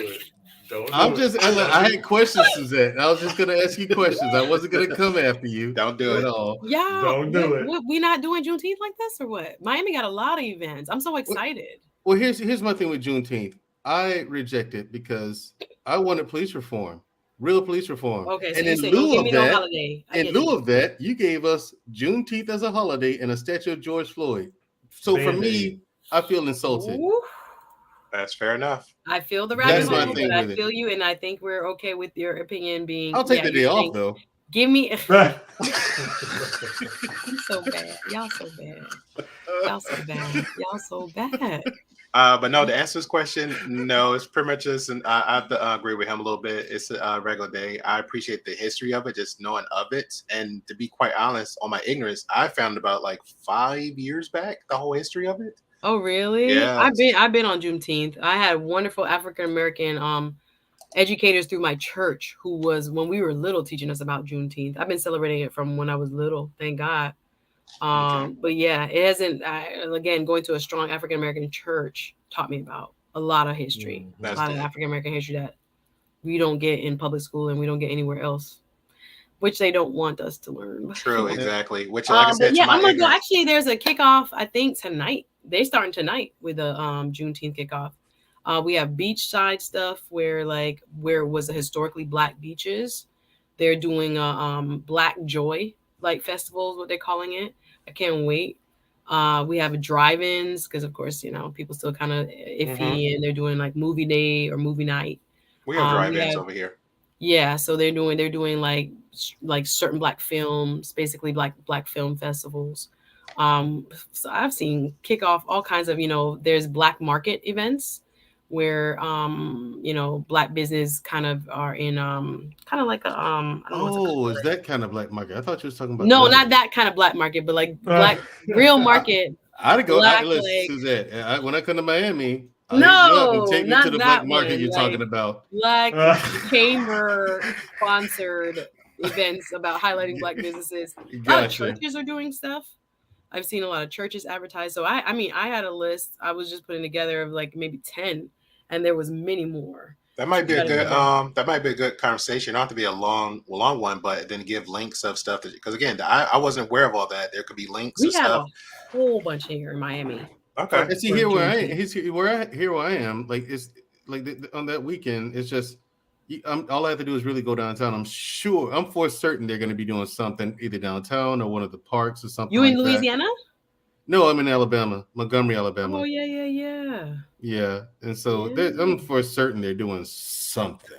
He said he didn't say he is. They're doing something. Yeah, and here's the thing. I'll go to the. That's the that lawyer in her. She's word Right. reading I you. told you. That's a person. He's not Suzette, involved. He's not very involved. well. He doesn't want to She's be a involved. lawyer. She's a That's person that who lawyer. listens for a living. She listens for a living, dude. I mean, Very I'm well. like, Like, Medra, if I want Susan- you to be a part. I want you to be a part of celebrating that. But y'all, yeah, it's a very interesting time. Again, it's I think it's an educational holiday. Honestly, I think a lot of people, especially in this time here in Florida, where they're talking about quote unquote critical race theory can't be taught in schools, and if you're making, we have bills now, laws actually, that if you make people don't say woke or whatever, make people uncomfortable. So I don't even know how teachers are going to handle Hispanic Heritage Month, Black History Month, Black Music Month. This June is actually Caribbean American Heritage Month. And people don't know that. That's big here in South Florida. National Caribbean American Heritage Month is June. Plus Black Music Month is June. So when we have all these restrictions on actual history, it's kind of interesting that, people are getting taught like in silos. Certain people only get taught certain versions of American history as opposed to what happened, So yeah, that's why I think it's important to celebrate, because y'all can't get away from the fact that this is a national holiday. So is somebody gonna read a book, raise up some kind of historical fact that children and everyone else, they mad at their job, you still gonna get this happy Juneteenth. I can't wait to send the email. I can't wait to send the happy Juneteenth email to everybody. Yeah, but with my Juneteenth, with and that whole colleagues. event, weren't we free like 2 years before that or something like that? I mean, that was the nature of how news didn't travel fast and how people out west didn't want people to know. Right. And they So just it ties in perfectly with the topic. Nobody was alone anymore. There you Oh go. Lord. On that note, final comments from the gentleman. We'll start with the Gray Pill podcast. Any final comments about anything we've been talking about? Sure. I'll just permission to do shameless plug. No, go ahead. Like I said earlier, again, appreciate for you allowing me the time to come on. I know you was going to internet too, so I feel I'm very blessed to have that. So I won't feel alone at that moment. So I appreciate you. Shout out to the chat and everybody else. It's always undefeated. Again, just have options for yourself to have some kind of social awareness. Like, hey, I'm getting them triggering points to be alone, to be left alone. Or if you just feel like, hey, I don't like people, find ways, whether it's a pet, animal, or friend, or stranger, a positive stranger, that's godly, and just say, hey, let's get out a little bit. Let's hang out some more. Me, because I nurture friendships, you know what I'm saying? I reach out to friends, I reach out to people, I make phone calls, DM, just to randomly see how you're doing. Those are options you could look into. And of course, therapy, you know what I'm saying? If somebody mentioned it to you, that should be a red flag. If you don't have it, there's insurance you have, look into it for those options also. Just because of this, Mandrill will be on for us tonight at 7 p.m. Central Time. That's about 5 hours from now. We'll be talking about policing and police reform. So you're more than welcome to hit that subscribe button, check us out. Every Tuesdays we alternate. One Tuesday we have a full ladies panels, no men involved. Have a great conversation. Then we have the other Tuesday, which would be the Tuesday this Tuesday coming up, where we have men's panels where we talk about hurt and pain. What time is your Tuesday broadcast? 7 p.m. Central Time. Okay, so I might be able to make it because I do 7 p.m. Eastern. Okay, Okay. cool. Well, thank you, Great Pill Podcast. Y'all go subscribe. And Great Pill, we with all that extra plug, you might as well come over here and do a show with me. Sure. So I appreciate you. I'll hit you up on, I guess, is it easier on Instagram to DM? Instagram mails. I'm good with that. Awesome. Well, thank you for being here. You know you are welcome with that gray pill. It's not red, black, blue, pink. No, it's gray. It's gray. I get it now. Thank you. I appreciate you. All right, I'll see you soon. All right, Great Pill. All right, stay busy. And I love the quote. Thank you, Great Pill. From CC said, if you're not careful, YouTube will keep you single. We don't want that. True. That's true. I rebuke it in the name of Jesus. She said YouTube will keep you chronically single. Listen, messing around with these people again. Find out who you listening to. I hear you. Oh gosh, we don't want that in the name of Jesus. Okay, yes, I think I hear you. Erica says, what? All show is 2 hours is past time. All right, yes, 10 minutes, we're gone. We're gonna go. Erica said, I got another show coming up I think it's on the Jamaicans.com platform because I can't just stop it over there. So we were wrapping up anyway. Thank you, Erica. I appreciate you. Mandrell, your final comments. Final comments. I think it's important if you didn't get married early, I think it's important for you to start as soon as you can to master being alone. Not lonely, but being alone. You know, being comfortable with being by yourself. Now, for me, when I started therapy, I started noticing things like, I'll be at the house and I'll be like, Jesus, I'm getting on my own nerves.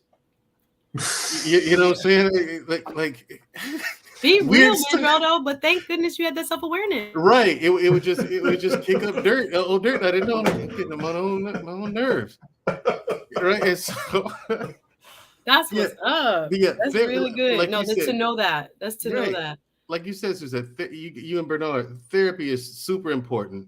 And honestly, when you get advice from these platforms or from reading a book or watching a documentary or whatever, actually put the new lessons that you've learned into practice and be cognizant of it every day until it becomes habit, until it becomes second nature. And then you know, that way you don't have to think about it. That's just how you move now, you know? And don't listen to these channels bashing women, talking that crazy stuff. I mean, Thank you. Y'all heard it from Mandrell here. Wonderful sentiments. Thank you for representing so well.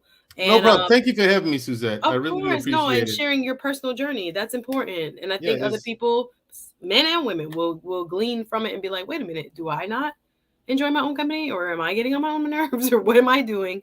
And again, the self-awareness piece is one of the most cornerstone parts of just any successful life journey. So I appreciate you sharing all that you did and your vulnerability today. And you know you're welcome up anytime. And then let's do a collab. I would love to have you on a one-on-one. Absolutely. And you can speak for yourself and you don't have nobody speak for you. I appreciate you. I'm going to run because my time is short. Go ahead. No problem. One to your chat. Listen, you will probably never hear me argue with Suzette. We might have a civil disagreement. Yes. Even if I was married to Suzette, I'm not going to argue with her. Again, she's an attorney. She listens for a living. I'm not winning an argument. Okay. These people don't know. But anyway, thank you, Mandrell. All right, thank you for having me, Suzette. Andrew on the super sticker, showing love, Mandrell. We'll see you next time. Right, thank you so much. Appreciate you, Andrew, showing love, supporting the stream. Being aware is very important. Absolutely. We are wrapping up. Ebony on the super sticker. Thank you again. No comment, just love. Final thoughts from our special guest today, Bernardess from Facts and the Uncomfortable Truth. Have y'all already gone and subscribed? I hope you guys subscribe to his channel. Final comments about today's discussion, Bernard. Know where you want to be. Know who you are. Don't waste time. Don't waste time on not doing time with yourself first. These are suggestions. Because you need to already be where you can halfway be, not fully be. I say halfway because I believe that the other person should complete you, right? To make you whole. So try to just work on yourself. And some of the things that I write down, here's one of the things, stop giving people positions in your life that don't deserve it. And the other thing is you're either becoming or unbecoming. The question is for you. I'm gonna leave everybody with, which one are you? Are you becoming or are you unbecoming in your life?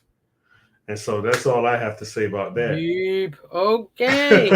You already did your work today. I'm not going to ask you not another question, y'all. We want to see Bernard channel grow. So go support this fantastic and really deep thinking YouTuber and my brother in this space. Thank you so much. He's also a member of my Patreon, always offering great feedback and insights whenever he's on a panel. But today especially, thank you, Bernard S. coming through and gracing us. This won't be the last time, so I appreciate you so much.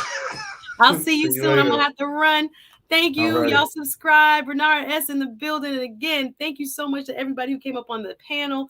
I hope this has helped you with the idea of being alone, since more and more of us are experiencing being by ourselves and what we can do in the meantime and how we can stay satisfied but not complete, if you will, if that's what you want for your life with another person, hopefully to bring you joy. Again, you see my special guest name, Bernard S. from Facts and the Uncomfortable Truth with Bernard S. I will see y'all Monday, open mic Monday. Gonna try something a little bit different.